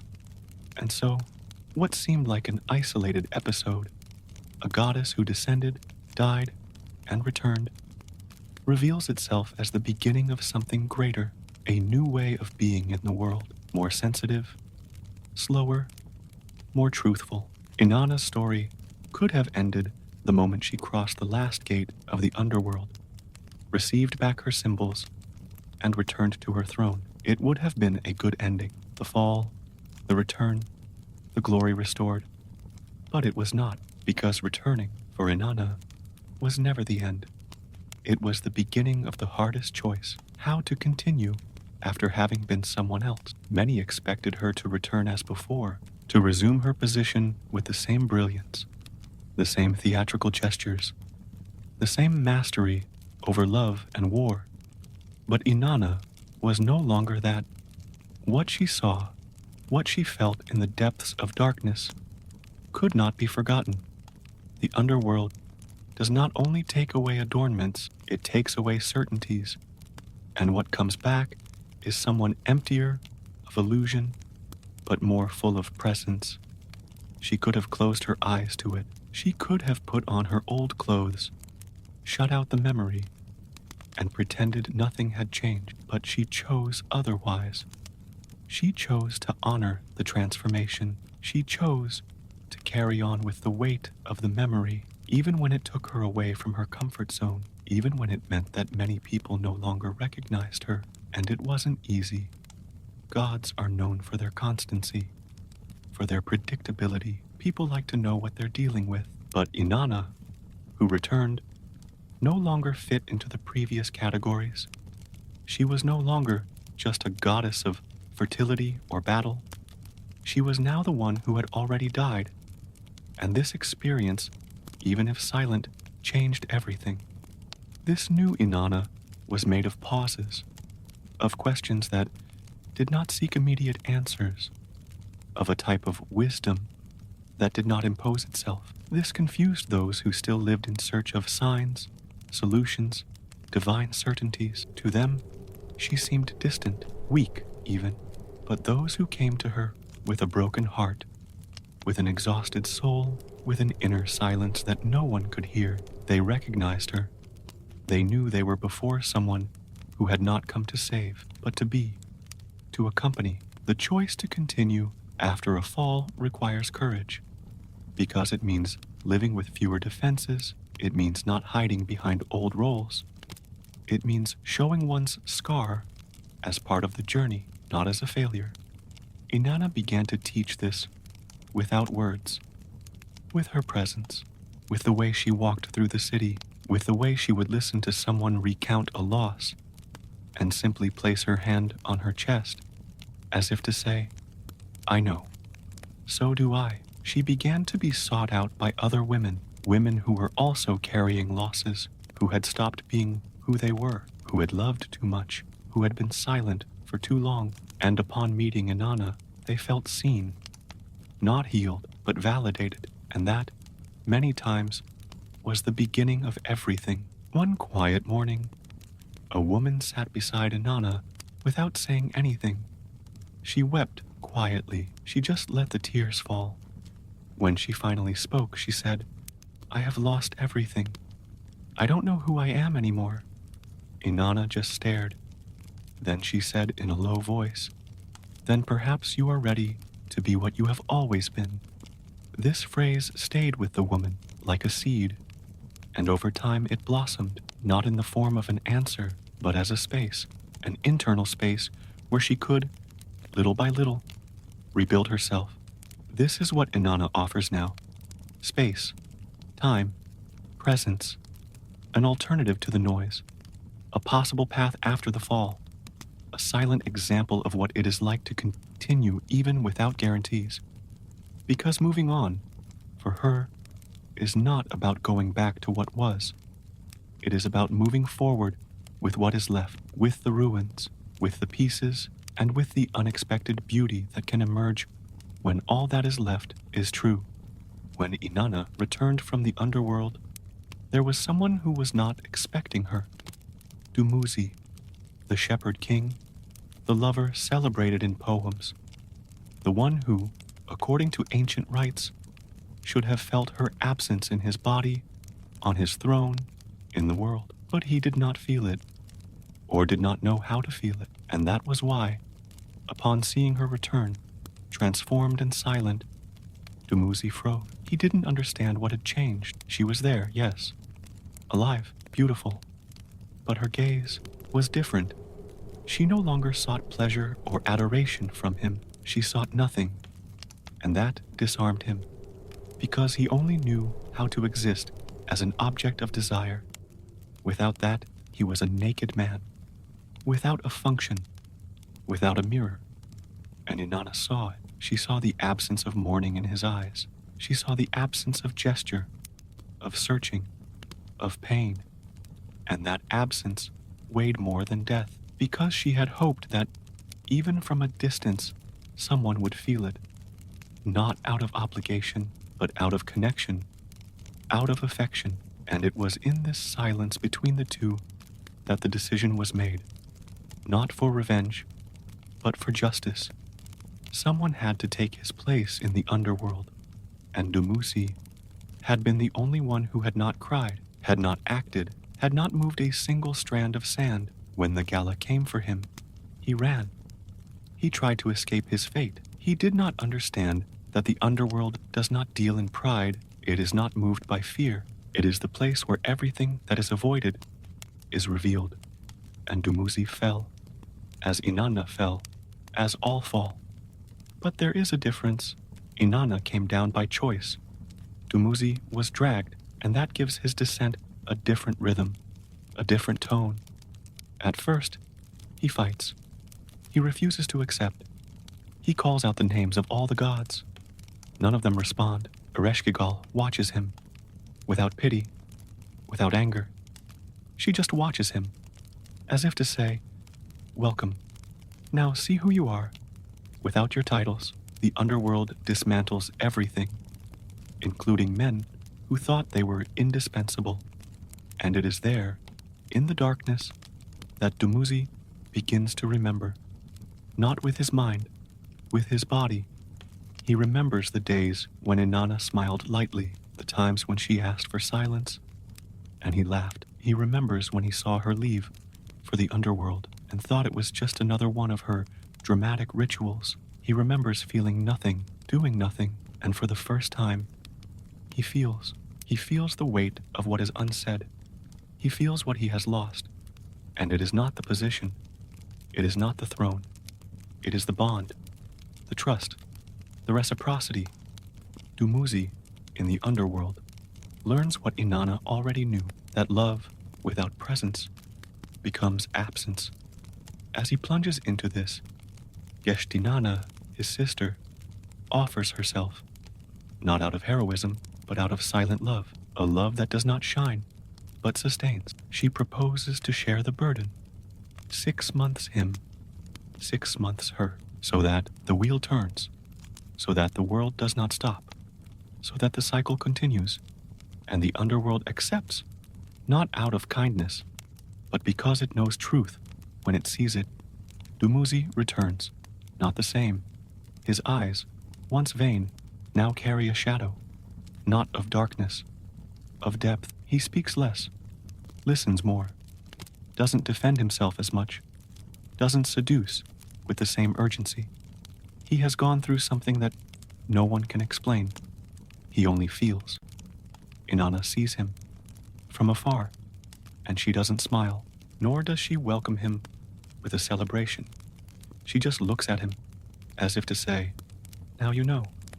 And he knows. There are no requests for forgiveness. There are no speeches, just a slight nod, a mutual recognition. What was between them remains. But now, it is different. They are not the couple from the hymns again. They do not celebrate with the same rites. But they walk together from time to time, without a ring, without a promise, just two bodies that, each in their own way, have known the depths and returned. It's a new relationship, more honest, less idealized. Inanna no longer expects him to complete her, and Dumuzi no longer tries to be what he's not. They just coexist. They share silences, they exchange glances, and sometimes they sit side by side to gaze at the horizon. This part of the myth is not so sung, because there is no climax. There is no dramatic reconciliation. There is something more difficult. Coexistence after the truth, love that remains even after the fracture. And this permanence is a choice. There comes a moment when everything seems to have settled down. Inanna reigns in silence. Dumuzi completes his cycle between the world and the underworld. Inanna, discreet as ever, firmly maintains the balance, and the rituals continue. The harvests repeat themselves. The seasons alternate. Time now seems more stable, but it is not boredom, it is rhythm. Because myth is not a straight line. It does not move toward an end. It turns, like the moon, like the tides, like the heart itself. With each turn, something returns. Not the same, but familiar. And this continual return is what sustains the world. Inanna watches this movement with a kind of melancholy gratitude. There is no longer the excitement of beginnings. There is no longer the drama of losses. There is constancy, and constancy, for those who have lived to the extreme, is a silent gift. People still come to her, but now they come less for answers and more to share their discoveries. Someone says they have learned to wait. Another says they have forgiven without words. A woman says she cried in front of her daughter for the first time and felt something opened between them. These are small victories, but Inanna listens to each one as if she were listening to a prayer. She knows that she is not there to solve the world. She is there to sustain this space in which the world can exist with more truth, with more pause, with more presence. Her power is no longer in control. It is in listening, in continuous listening, and, for that very reason, sacred. Ninshubur, faithful as time, still walks by her side, but now, with a more relaxed step. The two no longer need to say so much to each other. They already know what the other is thinking, just by the way they breathe. They are sisters on a journey, and the silence between them is full of meaning. The temple, with the passing of the moons, became more of a garden than a palace. The statues, once polished, are now worn by time and the touch of devout hands. There is no longer excess gold, only stone, earth, water, elements that remain, that do not tire, that do not lie. Ereshkigal, down below, remains on her throne with the same stillness. But the underworld, since that encounter, has never been quite the same. There is a strange lightness there, an echo of something lived. It is not consolation, but it is memory. And memory, even in the world of the dead, has power. Dumuzi, over time, became another kind of king, not the kind of king who shows off, but the kind who listens. Every time he returns, he doesn't just come back to rest. He comes back to observe, to understand, to see himself again. And every time he descends, he no longer does so in despair. He goes with calmer eyes, as if he understands that there, in that dark depth, there is also wisdom. Inanna continues her journey without fanfare, but some say she is the strongest of the three because she is the one who sustains without applause, the one who cares without being remembered, the one who keeps the pact without the world seeing. And Inanna knows this and honors it whenever she can. She talks about her to the younger ones. She tells it not as a legend, but as a gesture, as an example of a love that remains even when no one is looking. The people, in their own way, have learned from the cycle. They no longer fear winter as much. They no longer despair over the fall, because they know that the return will come. They know that even if it hurts, everything turns. And this certainty, even without words, is Inanna's greatest legacy. There are no more great battles, nor kingdoms in dispute. There is care, there is time, there is repetition, but not as a prison, like a dance. The same music, the same step, but each time with a different nuance, like someone who learns to value what previously went unnoticed. Inanna, sitting on top of the temple at the end of an afternoon, watches the sunset. The golden light touches the stones, the leaves, the faces of the people passing by. Nothing extraordinary happened, but she feels it. There, in that moment, is everything that matters. Life turning around, pain calming down, the myth continuing. As the cycles pass, something begins to change silently. Not in the external world, where rituals continue, priests chant, and fields bloom, but in Inanna's inner world, a change that is unannounced, that has no definite form, but that is felt with every breath. She begins to realize that she no longer needs to be everywhere, that her presence now also lives in her absence, in the marks she left, in the gestures she taught, in the pauses she offered. Inanna, little by little, begins to withdraw, not out of tiredness, but out of maturity, because she knows that part of her role was to teach others not to depend so much on her. People notice. At first subtly, she appears less frequently at ceremonies. She speaks less. She spends more time in silence, staring into the distance, as if listening to something no one else can hear. Some feel afraid. They think she's leaving. Others feel relief, as if her power has finally spread far enough that it no longer needs a center. In truth, Inanna is just completing the circle, descending, ascending, and now dissolving. It is not dissolution. It is transition. What was body becomes memory. What was gesture becomes teaching. What was presence becomes space. A space that can be inhabited by many, in many ways. She begins to walk alone around the temple. She goes to the fields, sits by the river, and watches the clouds pass by. She no longer looks for signs. She just breathes, as if she were saying goodbye, but without rushing, without ceremony, just letting time take away what has already completed its cycle. On one of these walks, she comes across a young priestess, sitting alone, her eyes wide open. The girl sees her and is startled as if she were seeing a spirit. Inanna smiles.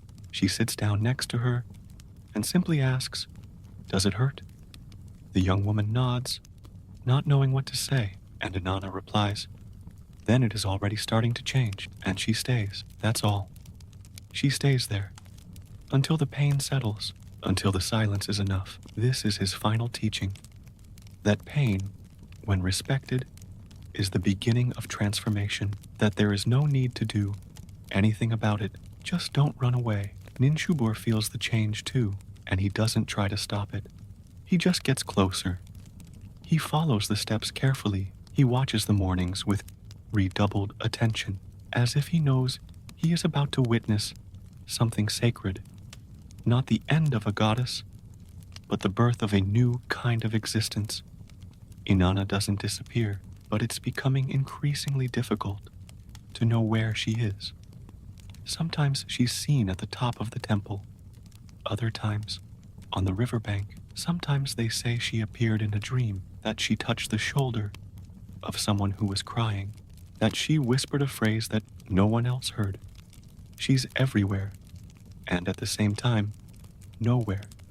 Ereshkigal, in the Underworld, realizes, not with her eyes, with her body, with the cold that slightly diminishes, with the silence that becomes more breathable. She knows that her sister is leaving something behind, and for a rare moment, she smiles, because she understands that the myth is complete, that the cycle is complete, that the descent, the return, the listening now become a legacy. The people understand too, not with words, but with simpler rituals, with calmer prayers, with more careful decisions.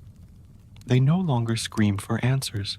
They no longer run for miracles. They already know that everything comes, passes, returns, and that the presence of the goddess to transform no longer depends on her body into something with more. The storytellers begin to narrate Inanna's descent in more detail.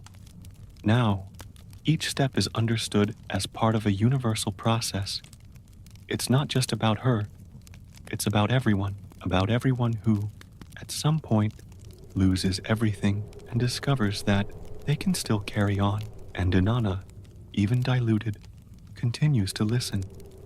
Every word whispered in her name, every tear delivered with trust, every gesture of shared silence. She is now the space where these things can happen, not as an event, but as a practice, as a truth that no longer needs to prove anything. Not all memories live in words.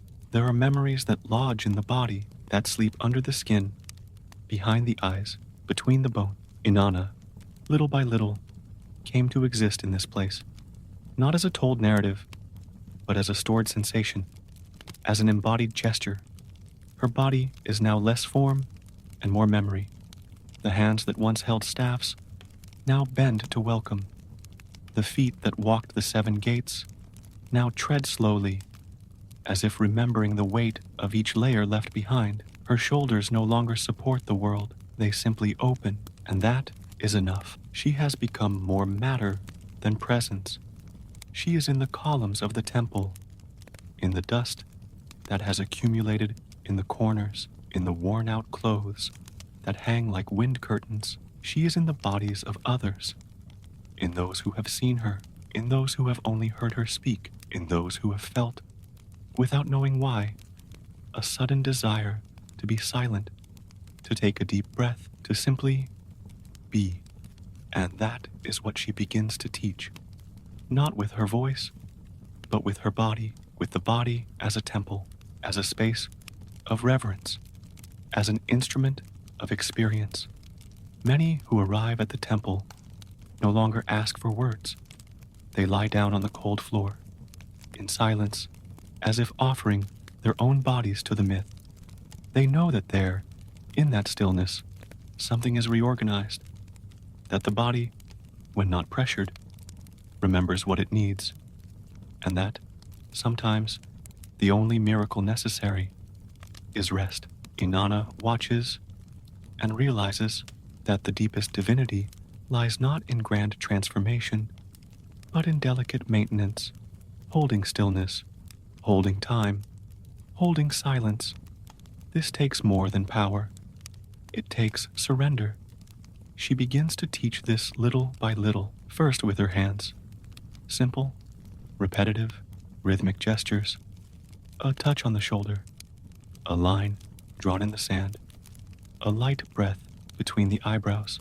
Then with her feet, walking in circles, slowly, without a destination, and finally, with her gaze. A gaze that is unhurried, that holds the other person until they see themselves completely.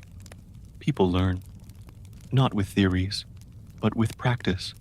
They imitate, they feel, they store in their bodies. And little by little, the temple becomes a collective body, a living organism of silent memories. The younger generation approaches. They want to know what this new cult is, made up of almost invisible gestures. Some find it strange. They want explanations, but they don't receive any. What they receive is the experience, and they discover, through experience, that there is something greater than understanding, belonging. Ninshubur watches with the eyes of one who has always known. She has never needed words to understand Inanna. She has always known that the goddess's body holds more than any corner, and now she sees the world finally realizing it. She also ages, but not with pain, with acceptance. Her steps are slower, her words rarer, but her presence is firm, and wherever she goes, she carries with her the echo of the gates, the map of the descent, the weight of waiting, the silent victory of listening. Ereshkigal, deep in the underworld, feels these changes. Her body, immobile for ages, now pulses differently. There are nights when she feels warmth, a strange warmth, coming from within, as if something is blossoming there. Even in the midst of death, it is not rebirth, it is recognition. Her body is a temple too, and now she knows it. Dumuzi, in his coming and going, also learns from his body. Each descent re-educates him. Each return readjusts him. He no longer tries to maintain the image of a king. He no longer seeks applause. He simply lives the rhythm. He lives the cycle, with his whole body, without armor. And it is in this new time that Inanna becomes another, not through change, but through integration. She no longer divides her being into parts. Everything is body now, body that falls, body that returns, body that sustains, body that feels. The temple begins to celebrate this. It creates rituals of touch, rituals of stillness, rituals of breathing. People dance without music. They sit in silence. They sleep together on the floor, as if unconsciously remembering the time when darkness was necessary, the time when being together was already a miracle. And so, Inanna's presence spreads unseen in those who walk more slowly, in those who listen more than they speak, in those who learn to feel the body not as a prison, but as an altar. As Inanna's body dissolves into gesture, the world outside continues its course. It doesn't stop. It doesn't bow. It just keeps going. The Uruk market is still noisy. Mothers still rock their children with ancient songs. The grains still sprout at the right time. Life, as always, insists. And that is beautiful, because Inanna's presence did not come to stop time. It came to accompany it, to infiltrate the folds of routine. She doesn't appear often anymore, but no one despairs about it. They already understand. Her presence is no longer linked to vision. It's in the way she sits, how she listens, how she waits. People now notice the goddess in the most discreet moments. When someone offers water without being asked, when a tired woman decides to lie down without guilt, when a son hugs his father without reason. All of this is Inanna, or rather, it is what she taught, now without having to be. The old people say that she became the wind, not the kind that shakes, but the kind that gently touches, the kind that enters through the cracks and changes the air of an entire room without being seen. Children grow up listening to stories about her, like they would hear about the weather, about the rain, about the cycles of the moon. They know that it is something real, but they don't know how to explain it. And that's enough. In the temple, the rhythm has changed. There are no longer rigid hierarchies. The older devotees have begun to teach the younger ones, not with authority, but with sharing. They show them how to prepare the space, how to take a deep breath before entering, how to observe the other person's body without invading. What was once sacred by imposition is now sacred by coexistence. Geshtinanna remains the silent pillar of this balance. She still descends to the underworld at the right time. She still returns with a tired body, but with soft eyes. She has never demanded recognition, but now, without anyone having arranged it, many have begun to leave small offerings in her name, ripe fruits, strips of embroidered fabric, poems without an author, simple things, but done with care, and that, for her, is more than enough. Dumuzi has also found another role. He is no longer the consort of the myth. He is the caretaker of everyday life. He has learned to listen calmly, to cultivate with patience, to wait with humility. His love for Inanna is now made of silence and respect. They do not live together, but they cross paths from time to time. And in these encounters, a look is enough. A wave, like two rivers that recognize each other, even though they flow in different directions. Ereshkigal remains in the underworld, steadfast, silent, but her image has also changed in the corners of tradition. Now, the younger priestesses speak of her in a different tone, no longer as a threat, but as a necessary force, as the one who guards what no one else wants to see, as the one who holds the voids so that the full ones make sense. She never asked to be celebrated, but little by little, people began to respect her, not with fear, with recognition, and that also changes the world, because what Inanna lived, the complete cycle, the descent, the death, the return, the listening, the surrender, now belongs to everyone, not as a distant story, but as an intimate script, something that each one of us, one day, will also live in our own way. And that's the beauty of it. The myth was not stuck in time. It planted itself. It took root in everyday life. It stopped being an exception.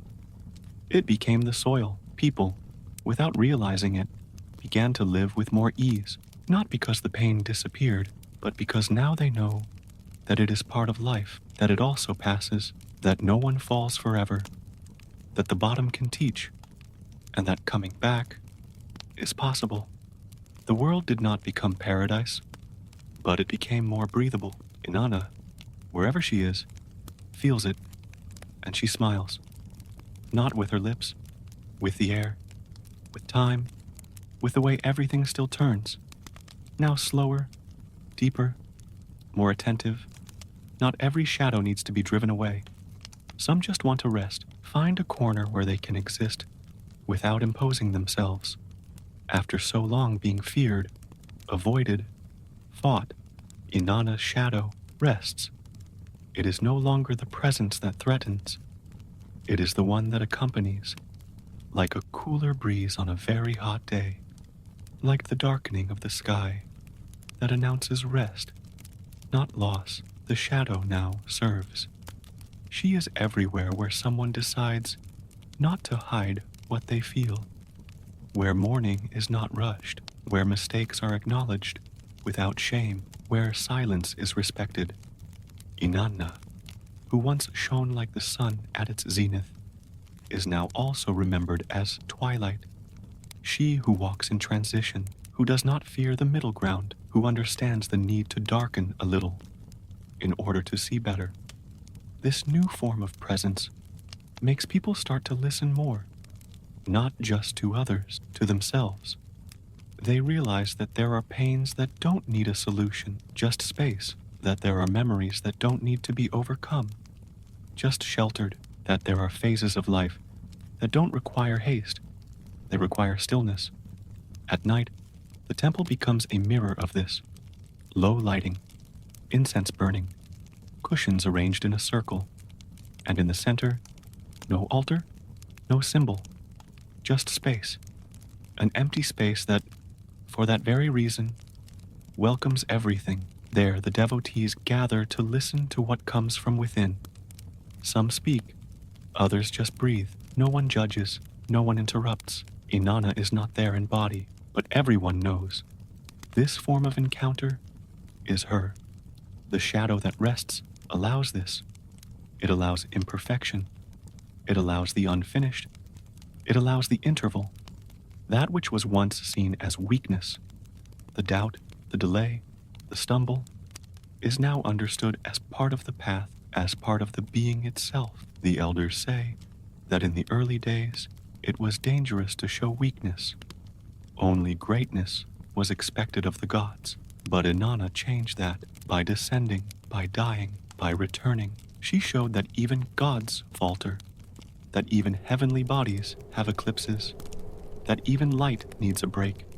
And in doing so, she also freed humans from the obligation to always be strong. Now, we see mothers crying without guilt. We see men with red eyes without hiding it. We see old men telling their regrets with tenderness. And we see young people admitting that they don't know where they're going, but they follow. This quiet honesty is Inanna's deepest heritage. She herself appears less, but when she does appear, it is different. A woman in light clothing, no crown, no staff, just calm eyes and a presence that does not demand space, but transforms it. Someone once saw her sitting on the dirt floor, alone, leaning against a tree. They said she looked satisfied, not happy, not radiant, but whole, like she'd accomplished what she came to do, and now you just want to be, to breathe, to feel the ground. Ereshkigal, in her dark room, perceives all this as a movement within her own body, as if the stones of the underworld have become softer, as if the weight has redistributed. She still reigns. She is still the guardian of the end, but she is no longer so isolated, because what Inanna left behind has arrived there too, and so the shadow that once divided now unites. It is a new time, a time where spectacle is no longer required, where myth is made in routine, where the sacred is not in the extraordinary, but in the way we live the ordinary, with more presence, with more acceptance, with more shadow. Because without shadow, there is no relief. Without shadow, everything is flat, false, superficial. And Inanna, who descended to the depths, knows this. That is why she now teaches not with words, but with repose.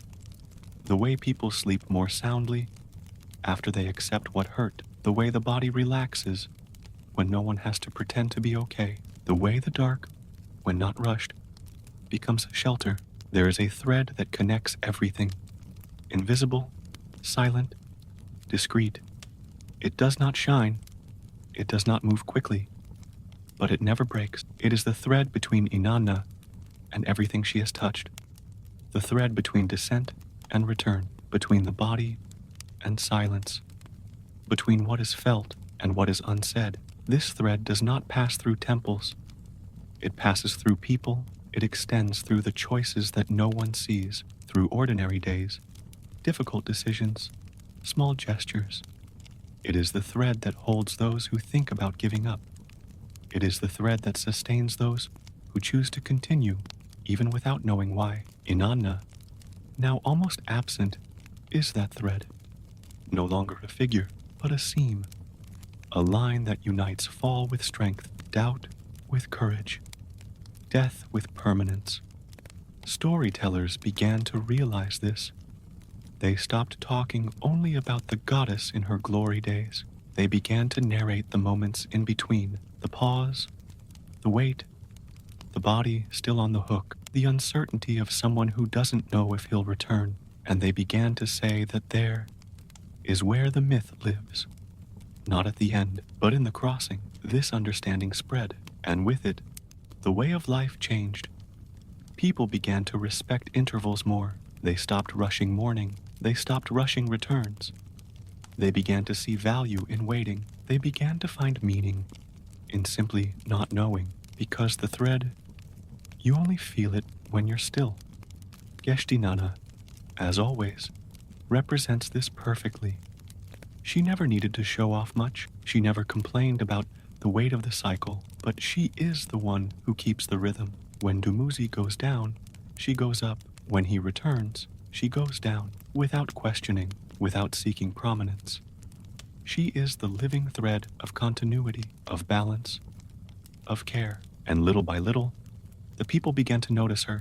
They began to thank her, with small gestures, with nocturnal rituals, with whispered prayers. Nothing grand, but profound, because they knew that without her, Nothing would stand. Dumuzi has also changed.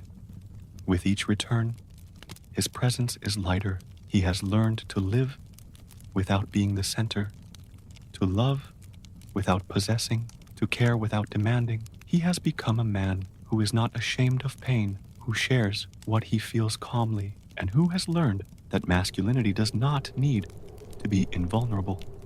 It can be a root, it can be a gesture, it can be a thread. In the underworld, Ereshkigal watches all this with the stillness of someone who has seen time repeat itself many times. But now, she feels something different, a sensation that had no name. Until now, it is the thread, the same one that sustained Inanna when all was lost, the same one that sustains Geshtinana in her constancy, the same one that now also connects Ereshkigal to the world above, not as a bond of duty, but as recognition.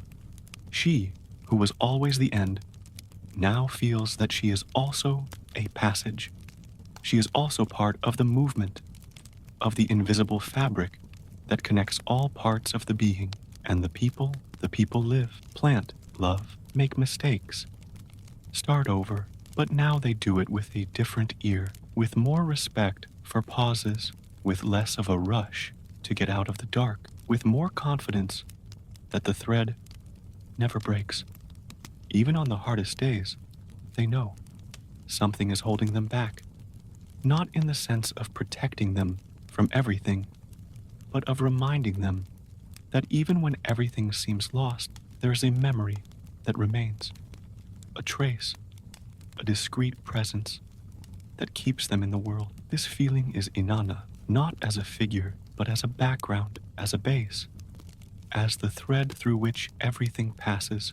That's why myths don't die, because they don't depend on the name, nor on the altar, nor on belief. They live on in what is felt, in what is remembered even when no one tells the story anymore. And this thread is what guarantees that, even without knowing it, the sacred is still there. In the end, all that was left was silence. Not an empty silence, but a full silence filled with presence, with time, with listening.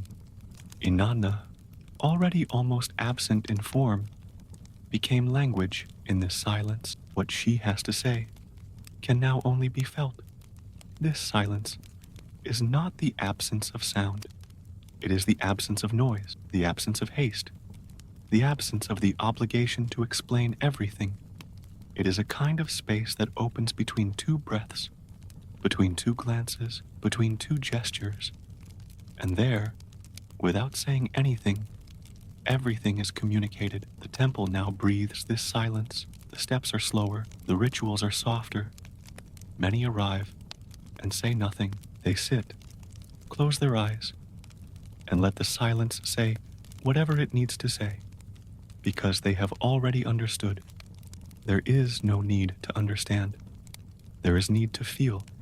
Ninshubur, still present, now barely speaks, but when someone asks her what she should do, she responds with a gesture. She points to her chest, and then to the ground, as if to say, feel, then lean on it.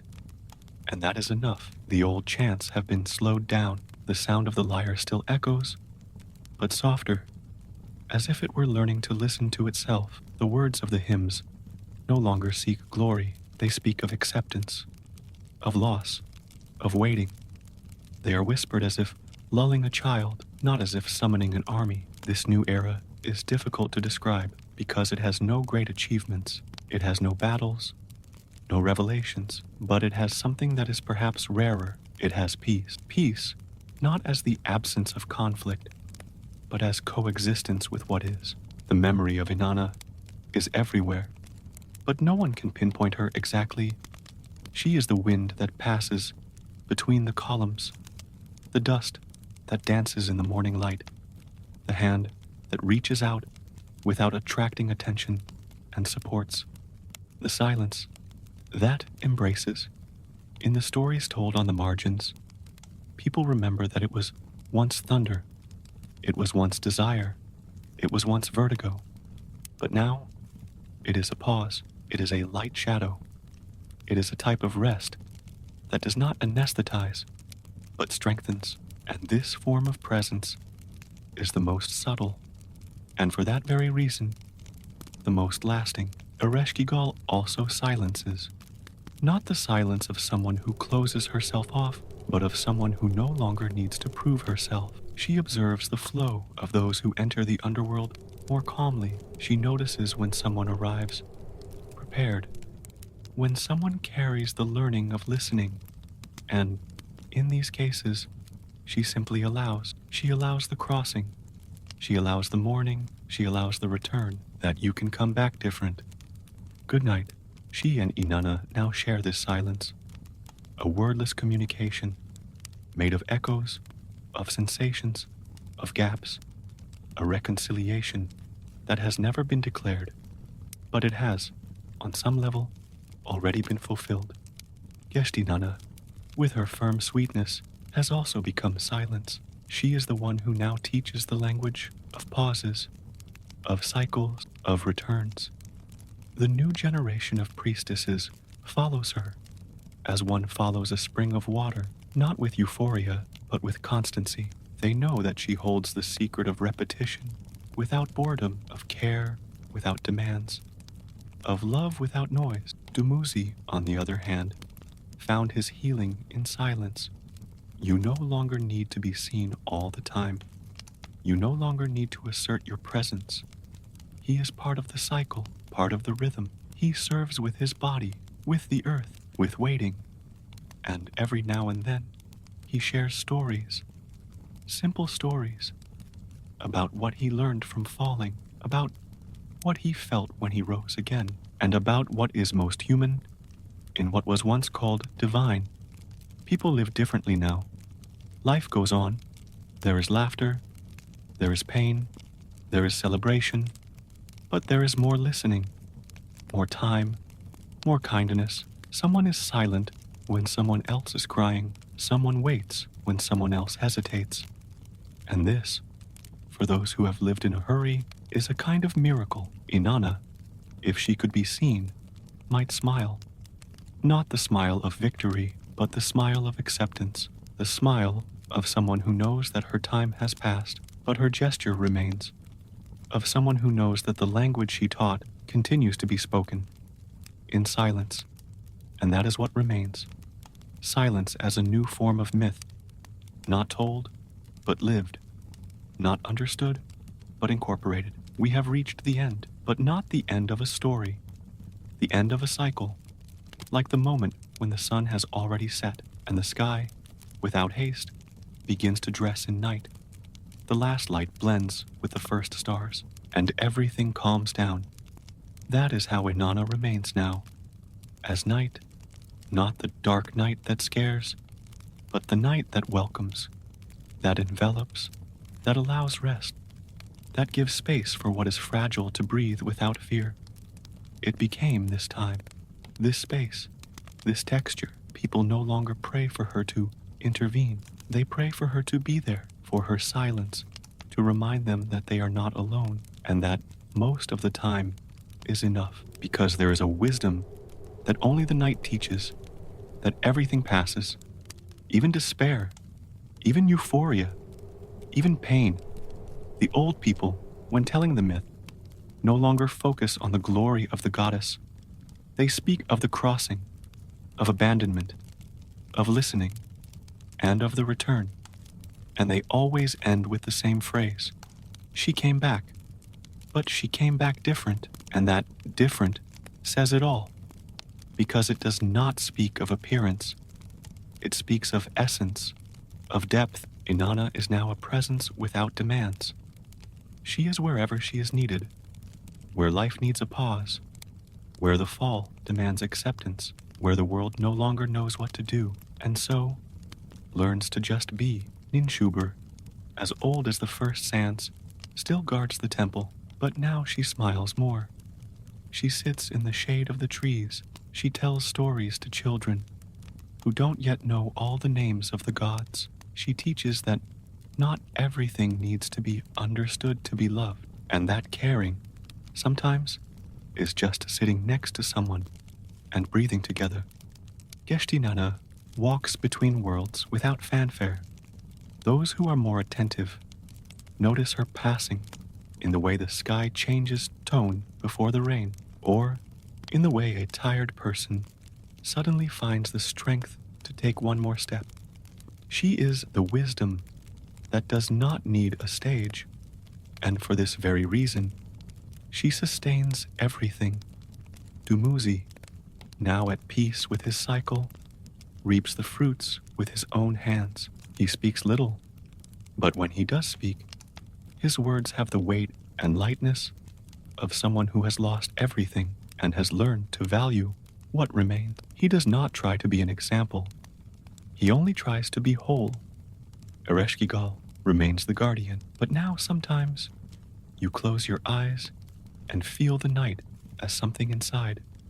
She is no longer just the queen of the underworld. She is also the one who holds the silence, who shelters the pause, who has somehow forgiven without saying, without announcing, without theatricality.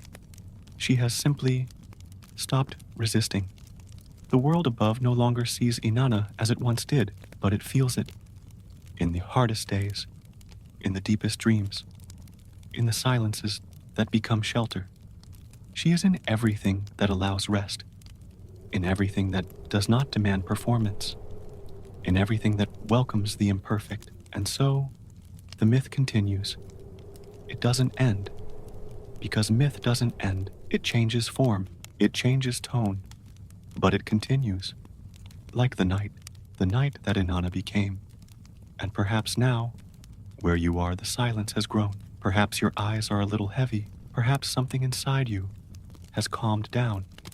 If so, Inanna has passed by there too. She has touched you lightly with the hand that has opened gates, that has stripped itself of power, that has welcomed death. She didn't come to cure. She came to remind you that you can fall, that you can stop,